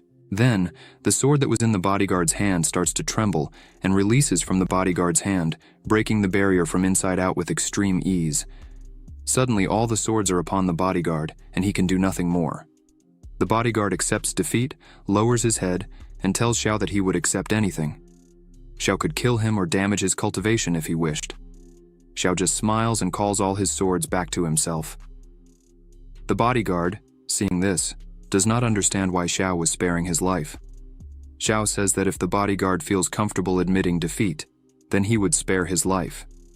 Xiao thinks the bodyguard is a bit arrogant, but is a truly strong man with a strong determination. Xiao turns and begins to walk away, saying his name is Xiao, and that if one day the bodyguard wants to seek revenge, it would be a pleasure to fight him again. Xiao turns and says, however, that once a bodyguard fails in his mission, someone would come to collect that debt. Thus, the bodyguard should try to survive. This leaves the bodyguard completely scared. Xiao joins Ji and Su Muhan and says they would now go after Su Muhan's father to help him. Su Muhan thanks him, and Ji is all happy, saying how amazing Xiao is. The bodyguard watching the three leave thinks that Xiao is so young and has so many achievements, which is really something extraordinary to see. The bodyguard begins to retreat and thinks that if he survives the Wang family's hunt, he definitely wants to meet Xiao again. After some time, they arrive at the mansion. Su Ji, seeing this huge house, says that Su Muhan seems to come from a very wealthy family. Ji says that in her father's time, the Su mansion was indeed prosperous. But since Su Muhan took over as the family representative, the Su mansion has been declining day by day. Now it is far from what it used to be. Su Muhan says Xiao should not have killed Wang Rong'er because his father, Wang Cheng, besides being the city lord, is also an elder of the Luo Yun sect. Su Muhan says that in the past, Wang Cheng followed the current sect leader in several dangerous situations, thus, they have a very close relationship. By provoking him, probably in the future, Xiao would have trouble. Ji gets angry and says that if Wang Cheng were to come after them, she herself would make sure Wang Cheng would not return, as the Luo Yun sect was her main goal from the start. Su Muhan is happy and opens the door for them to enter. As soon as they open the door, they see a man sitting there. This man is named Su Hongyuan. He is Su Muhan's second uncle. As soon as she opens the door, he shouts her name and punches the chair. Her uncle calls her unworthy and asks how she dares to return there, leaving Su Muhan a bit surprised. Su Muhan asks why her uncle was there, and all the clan elders were also present. Ji is already a bit apprehensive about all this. Xiao is already on alert, as he noticed these guys were not friendly.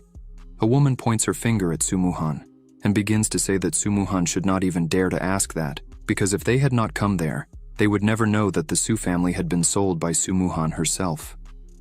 This woman is Su Muhan's third aunt, named Su Runyue. She asks Su Muhan how she dared to take advantage of her older brother's great injury to take advantage of the Su family's property in the Celestial Destiny Pavilion. Su Muhan says it's not like that. She did not do this for any profit, but rather to buy the lotus and save her father's life. Her aunt asks where this lotus she claims to have bought is. Su Muhan takes the lotus out of her bag and shows it, saying she was completely happy to have gotten this lotus. Her uncle stands up and tries to forcefully take the lotus from Su Muhan.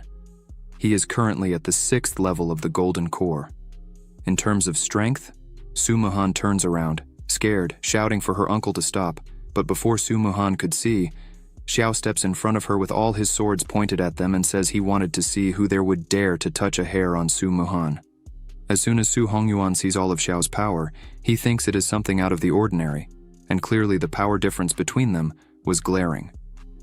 Su Hongyuan realizes he couldn't even touch someone like Xiao, so he tries to flee from there at all costs. But suddenly, a sword hits the wall right in front of him, making him stop, and as soon as he notices, his entire body had been surrounded by swords on the wall. Runyue, seeing this, becomes worried and shouts, asking if Hongyuan was okay, but he just tells her to be very careful with those swords. Runyue turns and yells at Muhan, asking what this means, why Muhan was seeking foreigners to fight against their own family. Muhan starts to say something, but Zi grabs her arm and says she should not answer. Then, Xiao positions himself in front of the two. Runyue points her finger at Xiao and asks why he is acting like this and challenges him to try to hit her. Within seconds, one of Xiao's swords strikes right in front of Runyue, making her fall down scared, as she didn't even see the attack coming. Xiao points all his swords at them and says that anyone who dares to take another step, he would kill without hesitation. The other people there start to smile and say that even if Runyue and Hongyuan were wrong in being rude, they were still a family, connected by blood, so it's not right to let someone from outside treat them this way. Muhan starts to speak, but is interrupted by Runyue, who points her finger again at Muhan, calling her ungrateful, as the Su family had raised her for 20 years, and this is how she was repaying them. Muhan starts to cry and asks how they dared to accuse her like that. Muhan begins to scream that as soon as her father went mad, none of them had asked if she was okay, not even once. The only thing they did was fight among themselves and take advantage of her father's forgetfulness to steal and divide his assets. Everyone listens in silence. Muhan screams again, saying that clearly everyone there was wishing her father's death. Ji hugs Muhan, who is breaking down in tears, and says that these relatives are a bunch of garbage, worse than animals, even worse than beasts, who care not for their own family but for money and power. Xiao touches Muhan's shoulder, saying that she was already his disciple, and that today she would have her first lesson from her master. Xiao points all his swords at everyone there, who were trembling with fear. Xiao emphasizes that when you are talking to people who hurt you and only use you, you must stand up for yourself and speak out strongly what you think. Xiao looks at Muhan and asks what she wants to do with them now. Suppress all, or eliminate them? Muhan just looks at her master, saying nothing. Meanwhile, Muhan's relatives fall into despair, asking what suppression and elimination meant. Muhan, with tears in her eyes, screams that she wishes her master to suppress the entire Su family, taking away their cultivation, but still leave them alive. Xiao says that if this is her wish, then it shall be done. Xiao tells Muhan to take care of her father and leave the rest to him. Muhan kneels down and thanks her master again. Ji bends down and tells Muhan to quickly take care of her father, as the two leave. Muhan looks at Xiao with gratitude and admiration. Then, Xiao closes his fan and asks who among them would like to be the first. Xiao says he would start with Hongyuan, then sends one of his swords towards him, who starts screaming desperately. Everyone else turns around and covers their eyes to not see the scene. Xiao starts spinning his fan, and in the background is Hongyuan lying down, covered in blood. Xiao asks who he will choose now. The rest of the Su family becomes desperate and starts running and screaming. Xiao prepares his swords and watches this for a while. Soon after, he launches his swords, saying that no one would escape from him. Within seconds, the swords hit everyone at the same time. Muhan's eyes shine as she says that no one had helped her like this, without asking for something in return. Muhan turns back and runs along with Ji, saying she needs to work harder to really save her father. A few minutes later, Muhan was already inside her father's room, Ji-wan. She kneels beside her father, who was lying in bed. Muhan looks at her father and is very anxious about the situation he was in. Suddenly, Xiao and Ji enter the room. Ji says that the entire Su family had already lost their cultivation and were locked in the dungeon. Muhan turns and says she is very grateful for the help her master gave her. Zi runs and asks Muhan how her father was. Muhan answers with a very sad expression that even after he took the lotus, he had not yet awakened. Xiao just watched all this and, realizing the pain of his new disciple, asks them to let him take a look at him. Muhan looks at Xiao, then agrees and steps aside. Xiao touches Ji-wan's wrist and uses some of his mana. Xiao starts to say that, from the pulse, it does not seem that Ji-wan has gone mad. In fact, he suffered an assassination attempt by someone, causing all his veins to burst. Xiao emphasizes that thanks to the medicinal elixirs he has been taking, he does not feel pain. Xiao fears that, this time, he may not be able to hold his breath. Muhan starts to panic and asks how this could have happened, but Xiao tries to calm her down, saying that it's okay, as Ji-wan was stable at the moment. Xiao prepares and begins to release intense mana and says that all he would need to do was rebuild Ji-wan's veins. Xiao says that, due to his training in the 10,000-kilometer sword control technique, his subtle control of spiritual power improved to a superior level. Then he smiles and starts to move his hand quickly, making his mana reach Ji-wan's body. While Xiao was doing this, he says that even the delicate work of repairing tendons and veins was no longer a problem for him. After that, Ji-wan starts to cough. Muhan is happy and shouts her father's name. Ji, concerned, asks if Ji-wan had woken up well. Finally, Ji-wan opens his eyes and calls for his daughter's name. Muhan is completely shocked that her father finally had risen. She asks how he was. Ji-wan answers that he was fine, just a little dizzy, but suddenly remembers something that worries him. Then he asks Muhan where Hongyuan was and if he had done something to her. Muhan says that she was fine and nothing had happened to her. However, Muhan becomes a bit curious and asks her father why he had mentioned the name of Hongyuan. Then, Ji-wan begins to explain that in recent years, he dedicated himself to improving the formula of the restorative elixir and finally had made some breakthroughs. But a few days before the incident, Ji-wan realized that he would need more cultivation to continue with the improvements, so he asked for the help of Hongyuan. But, while Ji-wan was distracted, Hongyuan tried to assassinate him from behind with a surprise attack. Ji-wan emphasizes that he never treated Hongyuan badly, neither in the past nor in the present, yet he hates him deeply. Ji-wan believes that this hatred comes from the fact that their father had chosen Ji-wan as the head of the family. Muhan lowers her head and listens attentively to every word of her father. After he finishes talking, Muhan slams the bed with hatred and says that it really was her uncle Hong Yuan. Meanwhile, Xiao thought that the restorative elixir that Jiwan had previously mentioned would probably be a third-level elixir, so it would be a good way to improve Muhan's alchemy heart. Xiao asks if Jiwan could give the recipe he had mentioned before. Jiwan turns to Xiao and asks who he was. Muhan stands up and introduces Xiao, saying that he is Elder Xiao from the Hongmeng sect and her new master. Muhan emphasizes that it was thanks to Xiao that she was able to wake him up. Jiwan and Xiao shake hands. Jiwan thanks Xiao for saving both Muhan and himself. Jiwan says he is very happy to know that his daughter is having such an opportunity. Jiwan stands up and taps on a wall twice, and a drawer comes out with the recipe inside. Muhan is impressed and asks when her father had installed this in his room. Jiwan smiles and says that it is quite old, as he used to use it to keep loans. Jiwan turns to Xiao and says that this is the recipe of his life and his family. But since Xiao had saved him and Muhan, then Xiao could have it if he wants. Xiao accepts the formula and upon reading, asks if Jiwan really had not been able to finish it. Jiwan lowers his head and says that unfortunately, no, he was very close to achieving it. But the wretch of his brother Hong Yuan interrupted him. Xiao says it doesn't matter, because there is no serious problem with the formula, as they only needed to add a bit of yellow field herb. At that moment, it clicks in Muhan's head. She thinks that's really what was missing, the yellow field herb. How had she not thought of this before?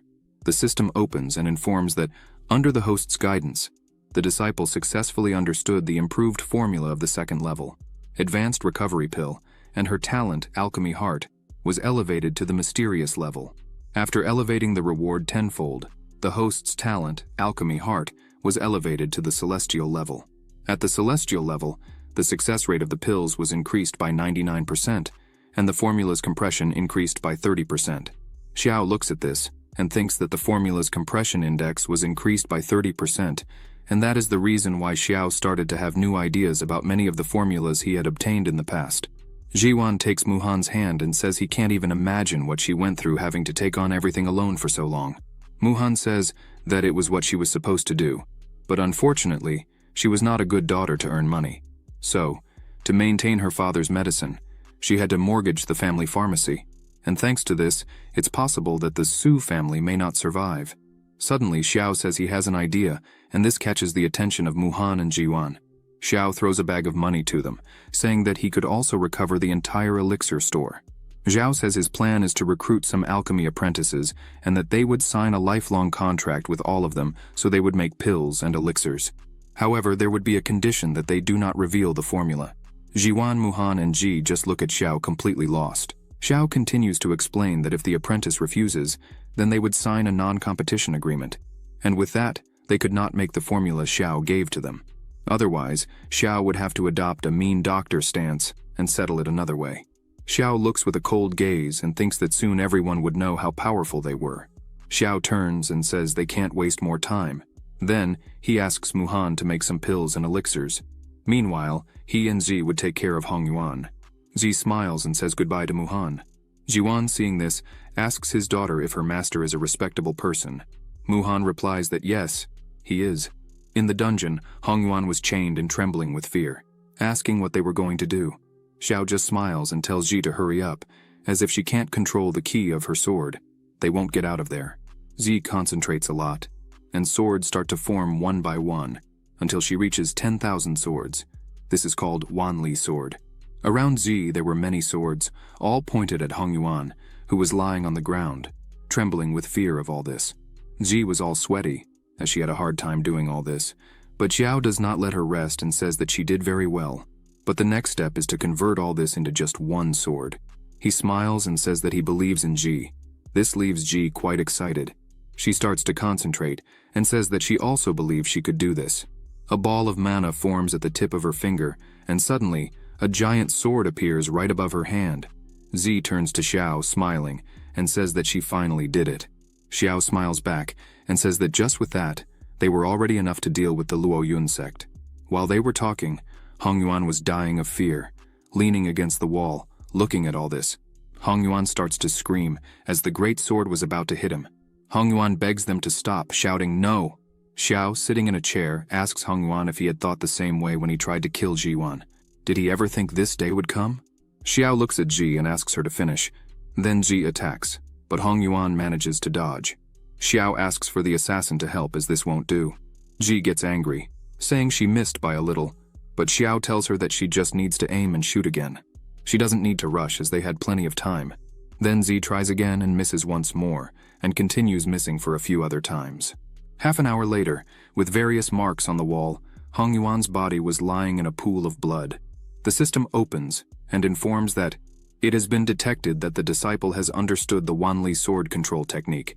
The host will be rewarded with 10 times the amount of the Wanli sword control technique, in addition to the flexible fingers sword, an object of the highest quality of ground level. Xiao gets up and thinks that now he has 2 flexible swords, and if he adds the transformation of all into one, even if someone manages to hit him when he is distracted, it will not cause him problems. Xiao thinks that this is much easier than cultivating himself. He calls Ji to see if Muhan was in need of any help. Zi agrees with him.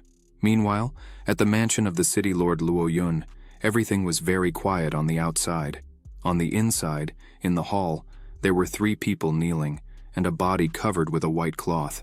These people were telling their lord that young Master Wang Ronger had been murdered. As soon as the lord hears this, he clenches his hand very tightly and screams, calling everyone damn trash, as they were paid to protect him. This man is the city lord of Luo Yun, father of Wang Ronger. He says that since his son Wang Ronger was killed, they should bring the head of the culprit. Otherwise, they would not leave alive. This leaves them paralyzed with fear, but one of them takes courage and says that the one responsible for the death of Wang Ronger was Xiao, an elder of the Hongmeng sect. Even Wu Ming was defeated by Xiao with just a few moves. It is impossible for them to do anything. This makes the lord even more nervous, calling them losers. Currently, the city lord is on the 7th level of the Golden Core. A dense and strong energy starts to spread throughout the room, and this throws the 3 men backwards. They scream for the lord to forgive them, as there was nothing they could do. The lord begins to think that he himself had verified the strength of Wu Ming, the personal bodyguard of his son. He thinks that if it is really true that this man named Xiao defeated Wu Ming with just a few moves easily, then definitely, the strength of this man is not something that the lord could compete with. The lord begins to walk and kicks one of the men who were there, telling them to get out of there. He thinks that the only way to avenge his son, Wang Ronger, is to ask for help from the Luo Yun sect. He starts to leave and says he would go to the Luo Yun sect and asks the men there to send invitations to all the nobles of the city, even to the Su family. The lord is completely irritated, saying he would avenge his son's death. Then, he promises that he would cut Xiao into pieces. Meanwhile, at the house of the Su family, the invitation arrives, saying that the Su family is cordially invited to a banquet at the Wang family's house this evening to rectify the situation of the family. Xiao, Muhan, and Ji were at the table. Ji says that this invitation is not a good thing. It is clearly a banquet to meet with the Hongmeng sect. Ji stands up and says they needed to leave the city right now and head directly to the Luo Yun sect. As soon as they leave the city of Luo Yun, they would find out what the Wang family would do. Xiao thinks a bit and replies no, because how could he refuse an invitation? Clearly, he would go. Ji waves his arms asking why. Xiao touches Ji's shoulder and says he heard that Yun Cheng would be at the banquet. Xiao asks his beautiful disciple if she really wanted to take revenge. As soon as Ji hears that name, she becomes angry. She sits down, irritated, and asks if that traitor would really be at the banquet. Muhan is shocked, as he has never seen Ji like this before. Xiao opens his fan and looks right into Ji's face and says that now Yun Cheng trusts in the power of the Luo Yun sect and that it is unparalleled. Previously, it would not have been so easy to catch him. Xiao stands up and asks what Ji thinks of joining him and causing a little chaos at this banquet. Ji, completely nervous, tells her master that she will do whatever he asks. Muhan, seeing this, thinks that someone is going to get hurt there. Xiao, out of nowhere, turns to Muhan and asks how the matter of the pill and elixir factory is going. Muhan is startled, but says it is going very well. They have already recovered the old 17 pill factories of the Su family and are recruiting alchemy apprentices. And this afternoon, they put the recovery pill on sale. Muhan, all happy, says they sold 50 bottles and earned 5,000 lower-grade spirit stones. Xiao thinks for a moment and feels that 50 bottles are too few. He asks Muhan if she has analyzed the reasons for this. She says yes, then she raises her little finger and, all confident, says that the main purpose of the Huishan pill is to clear the mind and regulate internal energy. The uses are relatively limited. Besides all this, it is the first day of test sales. Xiao puts his hand inside his clothing and takes out some recipes he had made recently. Xiao says that, since that is the case, then she should keep these third-level improved elixir recipes. She should study all of them, and, when the time comes, she should pass the test sales report to him. Muhan, seeing all these third-level recipes, is completely enchanted. Her eyes even sparkle with happiness. Muhan takes the recipes in her hand and begins to read, and starts to laugh to herself, saying that this is an improved golden core pill. The healing effect is at least 10 times more effective than the traditional one, and is enough to protect the life of the user. She believes this would sell very well. While Muhan was hugging the recipes her master had given her, Xiao was thinking that he loved money and money loved him. Money is everywhere, comes all the time. Money comes from all parts. He also says that the happy life he always dreamed of lying down and collecting money, is one step away from being achieved. Night falls and guests are arriving at the city lord's mansion. Ji Yuan arrives at the entrance, and the city lord goes to greet him personally. Right behind him is Xiao. The city lord greets him. The city lord says he was worried when he heard that Ji Yuan was sick. The lord says that unexpectedly, after Ji Yuan recovered from the illness, the Su family's business reached a higher level. Right behind the lord there was a man with red hair, smiling suspiciously. Ji Yuan smiles and thanks Lord Chung for his concern. Xiao just looks at everything without saying anything. Chung goes to Xiao and says that he must be the man from the rumors who helped the Su family to recover, the man who took Muhan as a disciple, helping her to reach level 3 alchemy. Xiao thanks, saying that Lord Cheng is very kind. As soon as the red-haired man sees Xiao, he wonders why he was there, but then he realizes and imagines that this is a plan, as the city lord personally invited the Golden Core elders from the Luo Yun sect to help. Now, everyone is in guest clothes and waiting for him in the banquet hall. Just an order from Master Wang for them to act and kill Xiao. But suddenly, he sees a girl with Xiao, and thinks she looks very much like the girl from that time. But he thinks it is impossible to be the same, since he himself had seen Lin Gu's men throw Ji off the cliff. Chung calls them to enter, as the banquet was about to start. Chung says he heard that Xiao had already conquered the 5th level of the Golden Core at such a young age. Chung stands up and says that, in addition, Xiao has 2 promising disciples in his hand, and a great future ahead of Xiao. The red-haired man agrees and says that the Su family is very lucky to have a person like Xiao being Miss Muhan's master. People around think Xiao really is a very talented person. But Xiao starts to laugh a lot and says he feels honored. At this point, Xiao was a little drunk.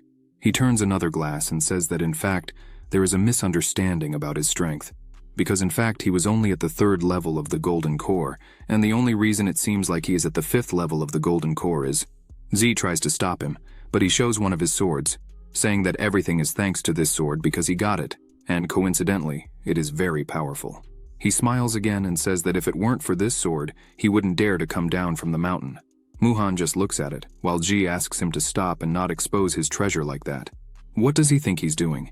Chung says it's very kind of Xiao and asks his men to bring the gift, but in reality, Chung thinks he would have to go through a lot of trouble to check who Xiao really was.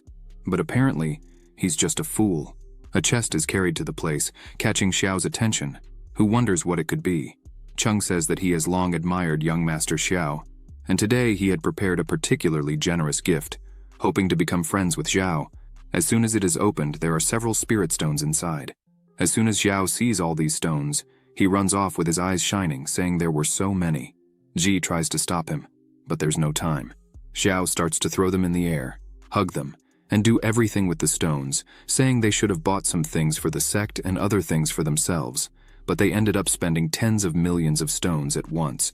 Xiao points out that he was worried about what he would say to the sect when he returned. Then, he thanks Mr. Chung once more, but Chung says that in fact, it is an honor for him to be able to help Mr. Xiao. Chung thinks Xiao was from some secret family with immense wealth, but apparently he's just a sect's errand dog. Chung stands up and says that he heard from all over that Xiao was a great master. Then Chung proposes a fight, his disciple against one of his, just for them to have a little fun. Chung stretches out his hand and asks what Xiao thinks of this, and if he would accept the challenge. Xiao, sitting next to the chest, happy as can be, says there's no problem at all. Then, he asks Ji to fight. Ji, clearly annoyed, but respects her master and says she would fight. Chung says that Xiao is indeed quick. Then he applauds Xiao's choice. Chung says he wants to play a bit more, so he will raise the stakes. If Xiao wins, he would give 10 million more low-ranking stones and asks if Xiao would accept. Xiao, seeing this, is very tempted to accept. But he turns to Chung and asks if he should make a bet of equal value, because he didn't have a penny left. But Xiao had a great idea, so he calls his sword and says he would bet it. Chung says there would be no problem at all. Chung uses magic and creates a shield around the treasures of the bet. He says that, as it is a bet, no one should touch the objects until they know the results. Xiao says there's no problem with that. Then he hugs Muhan and tells Ji that everything is in her hands now, so she could not disgrace her master. Muhan asks Ji to be very careful. Ji says she's ready and asks them not to worry. Chung says Xiao He should fight first. He thinks Ji is just a fool, but he will play a bit with her to see what she could do. Then he takes his sword and says he's ready. The two face off and the contest begins. Ji starts attacking with her swords. Xiao He slams his sword on the ground to block the attack, but Ji's attack easily breaks Xiao He's sword, leaving him impressed and frightened. Ji stops her attack with 3 swords very close to Xiao He's throat. Then he sighs and admits defeat, and apologizes to his master. Xiao dies of laughter, saying they couldn't even receive a simple attack from his disciple. They are too weak. The others there don't like much what Xiao says and think it's very rude, but they try to overlook it, as Xiao was just a drunk. The man with red hair, who is Yuncheng, looks at this and doesn't like what he sees, thinking he would give just a bit more time to this spoiled brat, because they would see later. Chung says there are no problems. As in a competition there are winners and losers. Chung believes that the guards really said that the master and the disciple were good at sword fighting, but today they are nothing more than that. Xiao runs to the winnings of the bet and starts hugging them, saying that Master Chung really is a man of his word. A great man, because now they were rich. Xiao gets carried away and says he would now bet his sword again, and moreover, all his possessions. Chung smiles and thinks that this was really what he was wanting. Then he says that now it is the turn of the ghost voice. She accepts and goes up to Ji. The ghost voice says she is sorry. Chung smiles and thinks that regarding swordsmanship, his niece, who studied in Luoyun, is unbeatable. Chung is sure he will not lose to that fool's disciple. Then the fight begins, and in seconds, Chung is completely startled by what he is seeing. Ji assembles 1,000 swords into just one, and then she launches her attack again. The ghost voice has no reaction against this, as she has never fought against such a force. She wonders how 1,000 swords became one. As soon as she notices that it is impossible to defend against this, she screams, admitting defeat. The ghost voice falls to her knees on the ground and says that such a young girl already can use such immense power. 1,000 swords into just one. She is really impressed. Ji just sighs and says nothing. Chung says that the victory was for Master Xiao and his disciple, but they notice that, by Ji's appearance, she is close to her limit, as she seems to be very tired. Xiao jumps amid all the money he is winning and starts laughing too much, saying that it is all useless. Even if a god descended on Earth today, it would be useless. Xiao celebrates a lot and asks to bet once more. Yuncheng looks at Xiao and thinks that he is really very happy. Chung says that, for her age, this disciple is a genius for having reached the level of turning 1,000 into one. It seems that Xiao really has a great disciple. Chung says that unfortunately this is just for now. Then a person jumps from behind him towards Zi, hitting her belly, causing Zi to spit blood. As soon as Xiao sees the hit, he notes that this attack is the Luoyun palm of the Luoyun sect. Then he quickly jumps and catches Ji in the air. She coughs and apologizes to her master for having fallen. Xiao smiles and says that it's okay. Xiao thinks that they finally pulled their trump card.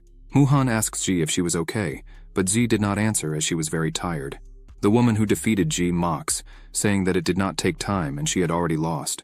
This woman is called Liang. She is an elder of the Luoyun sect. Xiao hands over everything he had, almost crying, while Ji was completely upset back there, being comforted by Muhan. Xiao says he could not go back like this, as he had lost everything he had. How would he explain all this to the sect when he returned? Then he points to Chung and asks him to compete with him once more. Chung says he would accept to compete again. However, there was a small problem. Xiao had nothing more to bet, so how would they bet again? Xiao looks coldly and says he would simply bet his life. Some people think this is complete madness, but Yuncheng gets excited as soon as he hears this. Chung just tells Xiao not to expect to stay sober to try not to pay the debt. Chung is thinking that he would love to see what Xiao would manage to do without that sword. Xiao begins to release his power and tells Chung not to worry, as he would not back down from his bet. A huge sword appears behind him. Xiao says that unfortunately he would not lose. A hand begins to form, holding a huge sword. Xiao emphasizes that, as soon as he wins, Mr. Chung, besides returning all his fortune, will also have to pay with his life. Liang is astonished at what she is seeing right in front of her. is a million swords condensed into one. Xiao begins his attack. Liang prepares to try to defend, but her sword is broken like a tree branch. The sword cuts Liang. She screams, "How can there be such extraordinary power in your hands?" While bleeding, Liang does not accept, because her sword was given to her by her master. This sword was strong enough to withstand the entire force of a cultivator in the nascent soul realm. Liang does not understand how Xiao had cut her in half with just one blow and without effort. She looks frightened and asks where this man with such inexplicable strength came from. Xiao continues his attack, hitting Liang once again, who screams in pain. Cheng is startled by all this. He runs and holds Liang, asking how she was. However, she does not answer. Cheng gets angry. Xiao says that apparently Cheng is also a disciple of the Luoyun sect. Xiao forms his sword again, and tells Cheng that to learn the Luoyun palm of the Luoyun sect, one must have a high status. Cheng just listens to all this. Then Xiao smiles, and says that it would not be unfair to kill Cheng there now. After Cheng saw Liang being humiliated by Xiao, he looked at the other fighters and shouted, asking what they were waiting for to attack. Everyone began to surround Xiao, saying that it was finally their turn to fight. Muhan held Ji and stayed close to her father, just watching the fight. Ziwan was impressed by the number of people ready to defeat Xiao. Meanwhile, in the middle of the hall, Xiao still stood still as everyone advanced towards him. Xiao began to laugh loudly and clap, saying that all the fighters were in the realm of the Golden Core. Finally, Master Cheng had prepared for today. Suddenly, Xiao became serious and stared at everyone, saying that unfortunately, today he could only kill 30 Golden Core cultivators by himself. He stepped on the ground, and a magical circle appeared, and his swords rose. Cheng, seeing Xiao's stance, said that in addition to being an idiot, he was a complete arrogant. There is no one who defeats 30 Golden Core people at once. Cheng said he still had a little help, the shadow of the Luoyun sword, which he had asked the sect leader before leaving the mountain. He began to invoke it. As soon as Ji saw the sword's shadow, she felt something very strong. Cheng screamed as he launched the sword, which after years of enhancement with the sect master's blood, the power of this celestial level weapon was no longer comparable to ordinary iron. Even if it was just the shadow of the sword, it was enough to kill a nascent soul cultivator. Z began to feel the energy of the sword, and was absolutely sure that this sword was obviously the embryo of the sword that the Luoyun sect stole from the Lin family before, the one that was passed down from the ancestors of the Lin family. On the day the Luoyun sect massacred the Lin family, the sword was refined with the blood of the sacrifices of numerous Lin family members, so that the sword could be tempered and manifest its powers. Z thought that, even after all these years, she could still feel her blood on the sword. Z placed her hand on her chest and lowered her head, feeling dishonored, as they had just called this sword the Luoyun sword. Muhan, worried about Z, asked if she was okay. Xiao, hearing this, began to think that when he began teaching Z, the system showed that one of the conditions for awakening the innate body sword is to reach the foundation realm and obtain recognition from the ancestral king of the Lin family. Cheng launched the sword's shadow with all his strength, saying that today he would show young Master Xiao what it was to have a bit of humility. The sword went quickly straight towards Xiao. However, Xiao remained very calm, as if all this was a joke to him, and simply said that he thanked Mr. Cheng for showing and telling about the embryo. The shadow of the sword was already very close to Xiao's body, who simply called his sword with flexible fingers. Cheng, seeing this, became angry, as he thought that sword had already been taken from Xiao in the previous bets. As soon as he looked at the treasures, he saw that the sword was still there. Then he became even more angry, as Xiao had 2 swords and not just one. Xiao positioned his sword while thinking that the shadow of the Luoyun sword was so powerful that it was worthy of being a divine weapon of celestial level, even though the flexible fingers sword was just a first-grade terrestrial level sword. The existence of the sword domain is to make the sword stronger in the hand of anyone. Even the best of swords turns into nothing. Xiao yelled and told everyone to experience the true power of the sword domain. Xiao threw his sword forward against the shadow of the sword, and the two collided in the air.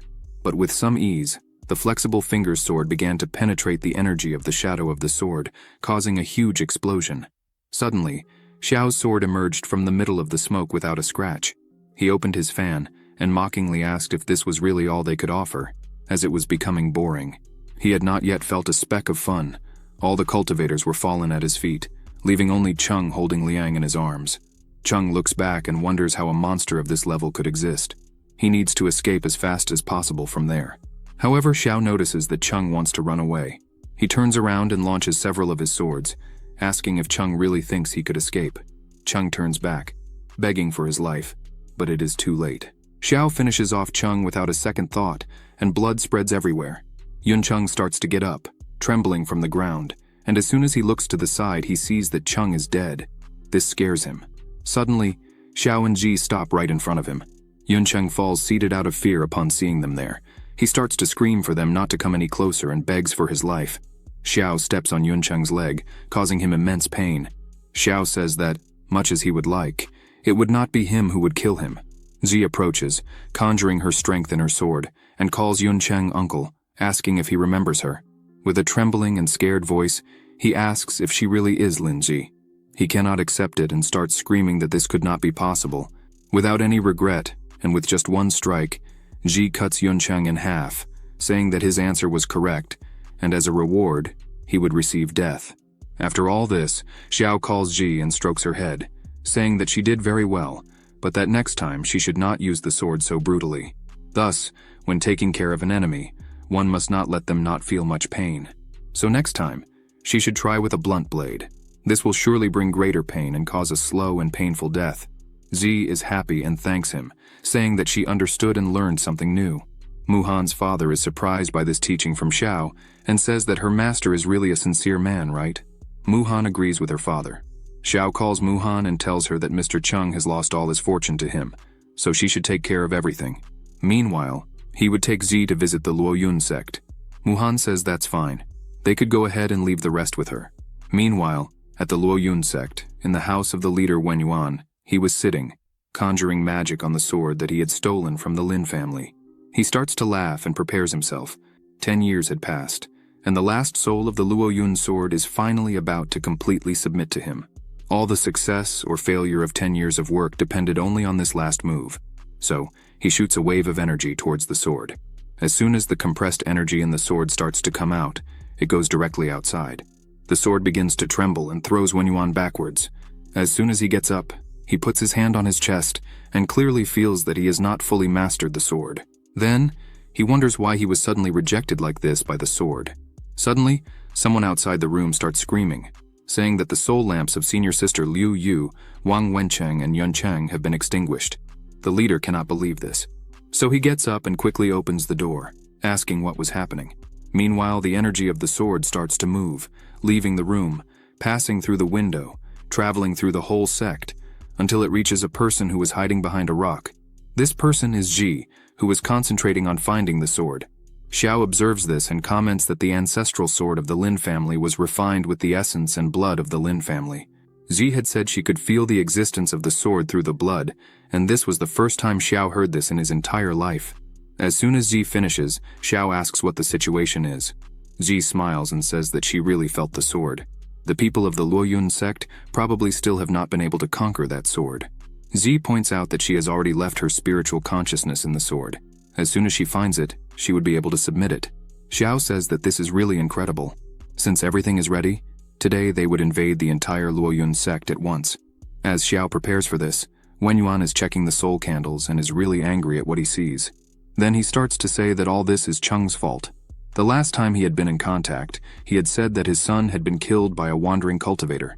So they had to invite a shadow of the Luoyun sword to deal with him, and call over 30 golden core elders to accompany him. And even then, in the end, they made a fool of themselves, all being killed by just one man. Wen Yuan turns to the man who was there and asks what was happening, but the man says he still didn't know anything. All he knew is that Elder Chung had invited 30 golden core elders to fight against their enemies, but it seems they were completely annihilated. Wen Yuan punches the table in great anger and says they were a bunch of trash, as there were more than 30 people, in addition to the shadow of the Luoyun sword. And even then, they were no match for a single person. Wen Yuan turns to the man and yells, asking to set all the formation to the maximum level. Gather everything they had, all the guardians, because they didn't know who it was nor what they were plotting. At any moment, they could suffer an attack. On the other side, at the Luoyun sect, Xiao and Ji were analyzing the situation. Xiao notices that the level of the defensive formation of the mountains was very high. Ji takes her sword and asks if they could break everything. Xiao says yes, they could break the barrier with some ease. However, that would be something very noisy and conspicuous. Xiao points out that until they locate the Lin family's sword, it's easier to go unnoticed. He says he has an idea. Then he explains the whole plan to Ji, who is surprised by the idea. Then they start to put the plan into action. Wen Yuan and other men meet Ji and Xiao. Ji starts to cry and say that this is not good. Elder Yuncheng and Elder Lin have been murdered. Wen Yuan asks Xiao and Ji who they were. Xiao, with all his clothes dirty, says that Ji is the illegitimate daughter of Master Yuncheng and he is her personal bodyguard. Xiao starts to explain that on the night Yuncheng did not return home, he decided to ask some people and discovered that Yuncheng had been murdered by a mysterious man at the Wang family's house. Wen Yuan, suspicious, releases a small amount of energy that cuts Ji's arm, drawing a bit of her blood. He passes this blood on a destiny letter of Yuncheng. This will reveal if the blood from her origin is the same. As soon as the result comes out, it shows that she really had a connection with Yuncheng. Wen Yuan calms down a bit, but does not lower his guard. He asks them why they were there on the mountain. Xiao bows down and reverences Wen Yuan, saying that they had learned that there was a mysterious man who faced 30 Golden Core elders and massacred all, including the city lord's mansion. They feared that it was a personal enemy of Yuncheng, and therefore they climbed the mountain to seek protection from the Luo Yun sect. Ji starts to talk to Wen Yuan and says that she heard from her father Yuncheng that the sect master had suffered a violent backlash while refining the embryo of the Lin family's sword and has been seeking a way to alleviate the pain. Ji uses her sword to cut her arm and says that the Lin family has an ancestral method for refining swords. The Lin family has been making swords for generations, and the Lin family's blood can naturally tame the souls of swords. Ji extends her cut arm and emphasizes that this also has a miraculous effect of relieving the wounds caused by the relationship with the sword's soul. Wen Yuan looks at this and thinks that she even knows about the embryo of the Lin family's sword. Wen Yuan steps forward and asks Ji to show now the method she mentioned. He emphasizes that it's better she doesn't try any tricks.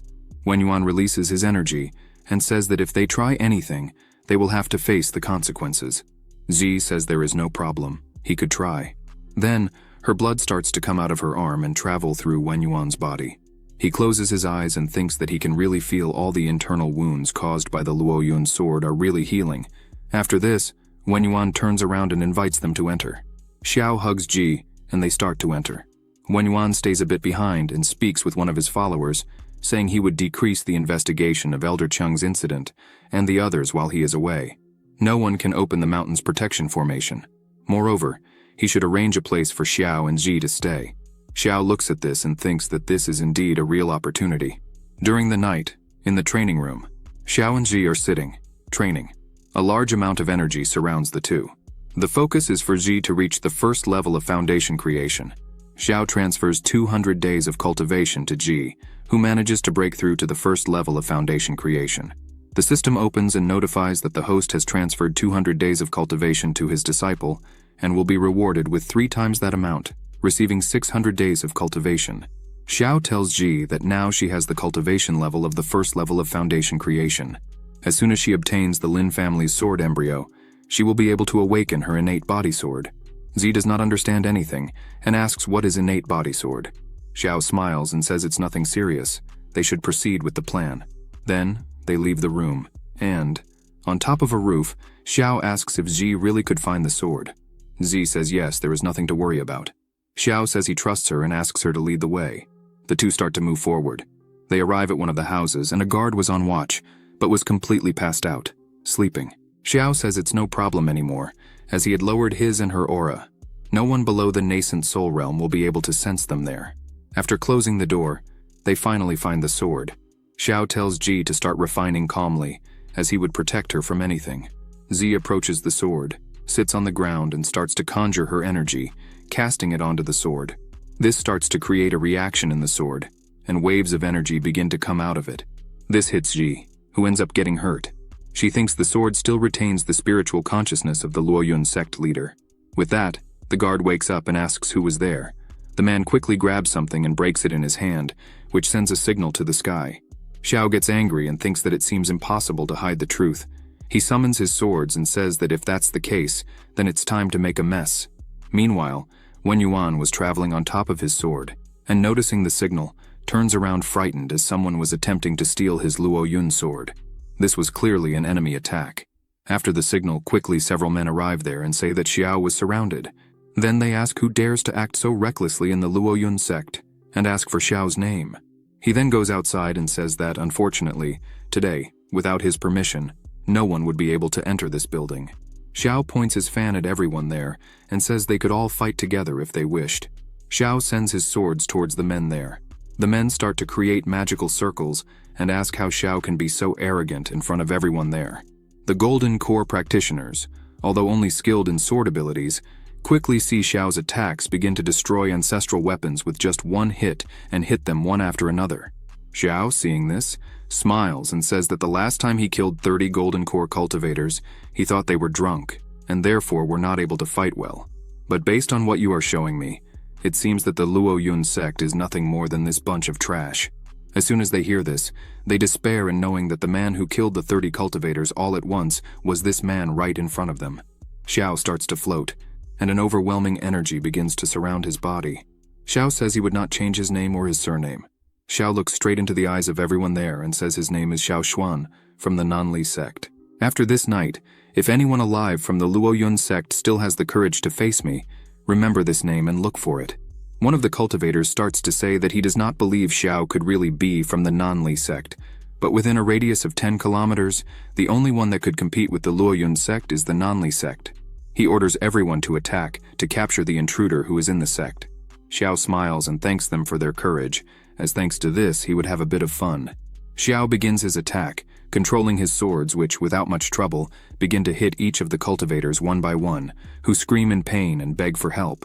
Xiao, flying with several swords around him, and one hand holding a giant sword behind, goes near the cultivators who were fallen, and asks if that was really all they had to offer. He looks with a psychopath expression, and emphasizes that he didn't even get to show all his true power. The leader of the cultivators, lying on the ground, raises his head and points his finger at Xiao, saying that soon the leader of the Luoyun sect would arrive and would cut Xiao into pieces. Xiao laughs, opens his fan and stops his attack, saying that then he would wait. A few seconds later, someone comes screaming from afar. As soon as Xiao looks up, he sees that it is Wen Yuan, the leader of the sect, flying in his direction, furious. Xiao prepares to fight again, saying that this was faster than he thought. Xiao defends himself with his power and the two swords collide, but Wen Yuan's sword starts to cut through Xiao's sword. A bright flash occurs and the two separate. Wen Yuan stares intently at Xiao and says that the thieves from the Nanli sect really have a lot of courage, as they dared to enter the sacred territory of the Luoyun sect. Xiao puts his swords in attack position again and responds to Wen Yuan that the Luoyun sect is nothing. In fact, it's a trash sect. Just one man was able to defeat all the elders without the slightest difficulty. Isn't that right, Wen Yuan? Then, Xiao prepares and starts to make some different movements and asks Wen Yuan to try this attack. The swords go out in attack at an impressive speed, leaving several trails where they passed. Wen Yuan holds his sword firmly and prepares for the attack. Wen Yuan yells and with just one blow, defends against Xiao's two swords and asks how he dares to insult the Luoyun sect. Wen Yuan attacks Xiao, saying he thinks too highly of himself. However, Xiao quickly dodges. He looks at Wen Yuan's sword and thinks that this sword is really incredible. It must be at the peak of its cultivation. Xiao also analyzes the movements and strikes of Elder Wen Yuan and realizes that, probably, after using his blood for so many years to refine the divine sword, Wen Yuan might have injured his foundation. That's why he could not advance. The real power of Wen Yuan is probably above the nascent soul. Xiao calls his swords back and thinks that this could be a small problem. Xi needs to finish mastering that sword as soon as possible. Several swords start to appear around Xiao. Wen Yuan starts to look at this and wonders if this is really sword ki, and if this movement can be used on a physical sword.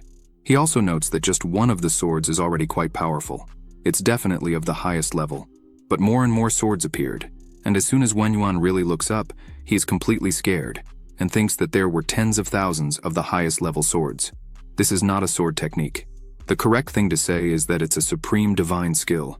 Wen Yuan, seeing the size of Xiao's power, thinks that fighting him like this clearly would not work.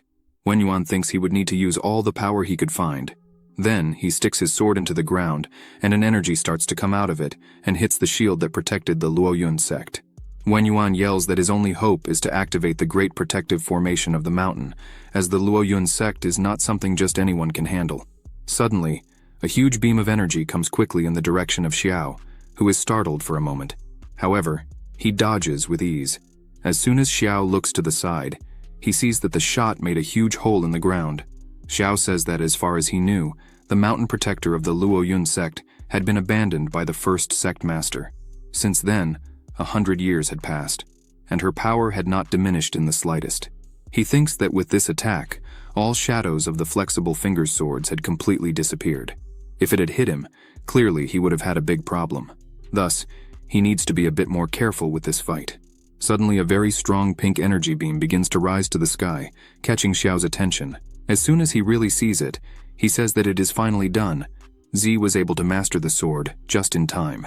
A system window opens and notifies that the host has assisted his disciple in activating the innate body sword of the terrestrial level. The reward is 10 times greater, being rewarded with the talent of the innate body sword of the celestial level. Xiao closes his eyes, and energy begins to surround his body. He starts to say that this feeling of the power of the innate body sword is truly amazing.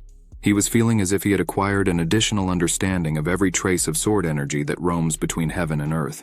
This sword energy arrives at a constant rate. A lot of energy begins to concentrate in Xiao's body while he is in the air. Wen Yuan gets scared seeing this and wonders if he is really about to make a major breakthrough. Wen Yuan doesn't waste time and starts to conjure his strength, creating several circles with his energy. Another blue energy starts to circulate there. Wen Yuan says he has no more time.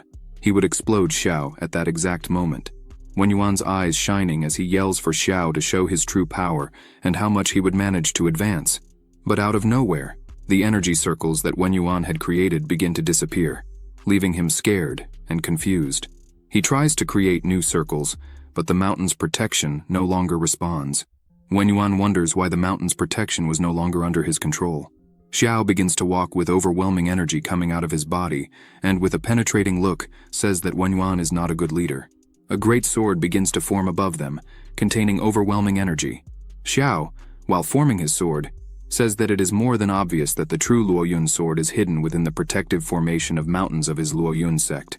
And yet, he still wants to steal the embryo of the sword that the Lin family had not even refined yet. Xiao's sword was almost completely formed. Xiao, indignant, says that Wen Yuan did not even hesitate to spend his essence and blood to nurture the sword embryo. This is despicable and ridiculous for a sect leader. Finally, Xiao's sword was complete. Then, a giant hand begins to descend rapidly, holding the colossal sword that was now under Xiao's control. He emphasizes that if the sect leader was nothing but immoral trash for acting in such a way, as punishment for these acts, Xiao declares that the Luoyun sword is now his, as he would take the sword away. Xiao was angry and indignant. He points his attack at Wen Yuan and says that he should pay for the lives of the Lin family members who died back then, and life is paid with life. Wen Yuan screams for mercy, but with just one strike, Xiao begins to destroy everything around him, instantly killing Wen Yuan and splitting the mountain in half. The cultivators who were there begin to tremble before the absolute power that Xiao showed, capable of cutting the sect's mountain in half. Xiao catches everyone's attention and begins to say that all those who participated in the massacre of the Lin family must be more conscious. Xiao orders them to cut off their own arm and leave. If they do not do this and wait for Xiao to try to cut it himself, then in that case, the entire Luoyun sect will be killed. The members realize they have no way to fight against a man like this. Some start to cry and say that their child is in the sect and did nothing to suffer. So he himself would accept to pay the price and cuts his arm off. The other members, one after another, start to say that they had family within the sect and cut their arms and hands for the safety of their families. Xiao stops his attack and lets the men go. As everyone was leaving, Xiao thinks that one only knows pain when the Reaper's blade is under their head, for none of them showed mercy when they massacred the families of other people. Z appears, happy and smiling, and yells for her master to show that she has finally successfully conquered the sword embryo. She says she has chosen the name Lacquer for the sword. She comes running up to her master, saying that after conquering the Lacquer sword, she feels that cultivation has become much easier than before. The Kiwankian sword, in which she was not very proficient in sword energy, suddenly began to make sense. Xiao says that, without a doubt, she has done very well. Xiao imagines that what is happening is probably the effect of having successfully awakened the innate body sword. Z sees several buildings cut in half and asks if there was a big battle there. Xiao replies yes, the head of the Luoyun sect had been killed. Then, he proposes to Ji that the two could take control of the Luoyun sect. Ji is shocked and asks if Xiao no longer wants to be an elder of the Hongmeng sect. Xiao makes a silence gesture to Ji and asks her to speak quietly. Actually, his plan is about doing all this secretly. Xiao begins to explain that he would ask the Su family to send someone to take care of this, and he would just stay in the shadows, collecting money and being the boss without appearing. After this, Xiao calls Ji to leave, as he had to take care of this quickly. After Xiao's return to the Luoyun city, he helped the Su family take control of the city. Although the Wang family was not satisfied, they lost all their possessions to Xiao, and now did not dare to say anything, just cried for the death of Mr. Cheng. With the resources of the Luoyun sect, the Su family gained control of the Luoyun city. Thanks to Xiao's orders, a series of facilities similar to urban buses, pulled by horses, were inaugurated, making the economy of the Luoyun city grow rapidly, as each person had to pay 2 cents to travel through the entire city, and they could get off whenever they wanted. In their free time, Xiao gave Ji and Muhan additional initiations. Now, both had been promoted to the foundation creation level. Zi already demonstrates great skill with her energy, and is currently at the 2nd level of foundation creation. Muhan responded quickly to Xiao's teachings, and also shows great control of her energy, currently at the 1st level of foundation creation. After all this, Xiao also took some time to rest a bit. Ji kept him company while Muhan went through the pharmacy reports, saying that since the Golden Core elixir was put on sale, it received a lot of attention from cultivators. Every time they are put on the shelves, they sell out the same day, and this brings a very good estimate. Muhan says that according to the calculations, they are thinking of a daily sales flow of 10,000 bottles in the future. Muhan's eyes shine with happiness as she says that the daily earnings just from the Golden Core elixirs could reach 1 million low-grade spirit stones, not to mention the benefits of other projects boosted by the Golden Core elixir. Xiao picks some grapes, lies back down while Ji massages his shoulders, and thinks that finally, they have arrived. Clearly, they were rich and he was at the peak of his career, so he could lay back a bit and enjoy this moment. Someone yells Xiao's name. A person all in black was approaching quickly. As soon as Xiao sees who it is, he smiles and asks how he had free time to come over today, calling him nephew. Xiao asks how the sect master was doing and invites Ye to eat some fruits. Ye says he is not hungry and that the sect master had sent a message. Ye prepares his voice and starts to shout, saying that the master found out that recently Elder Xiao had completely destroyed the Luoyun sect. By any chance was he thinking of taking another job? Xiao even spits out the water he was drinking, cleans himself up and says that, as always, the sect master was well informed. But Xiao asks Ye to go back and tell the master that Xiao's loyalty to the Hongmeng sect was as clear as the sun and the moon, and that the Luoyun sect is just a place to make some extra income. Ye thanks and says he would send the message, but there was one more thing. In 3 days, there would be the sect competition. Ye emphasizes that if Xiao really is loyal and plans to continue in the sect, he should return in time. Xiao crosses his legs and tells him not to worry as he would be present. If you enjoyed this video, subscribe to the channel, hit the bell icon, and like the video. Thank you.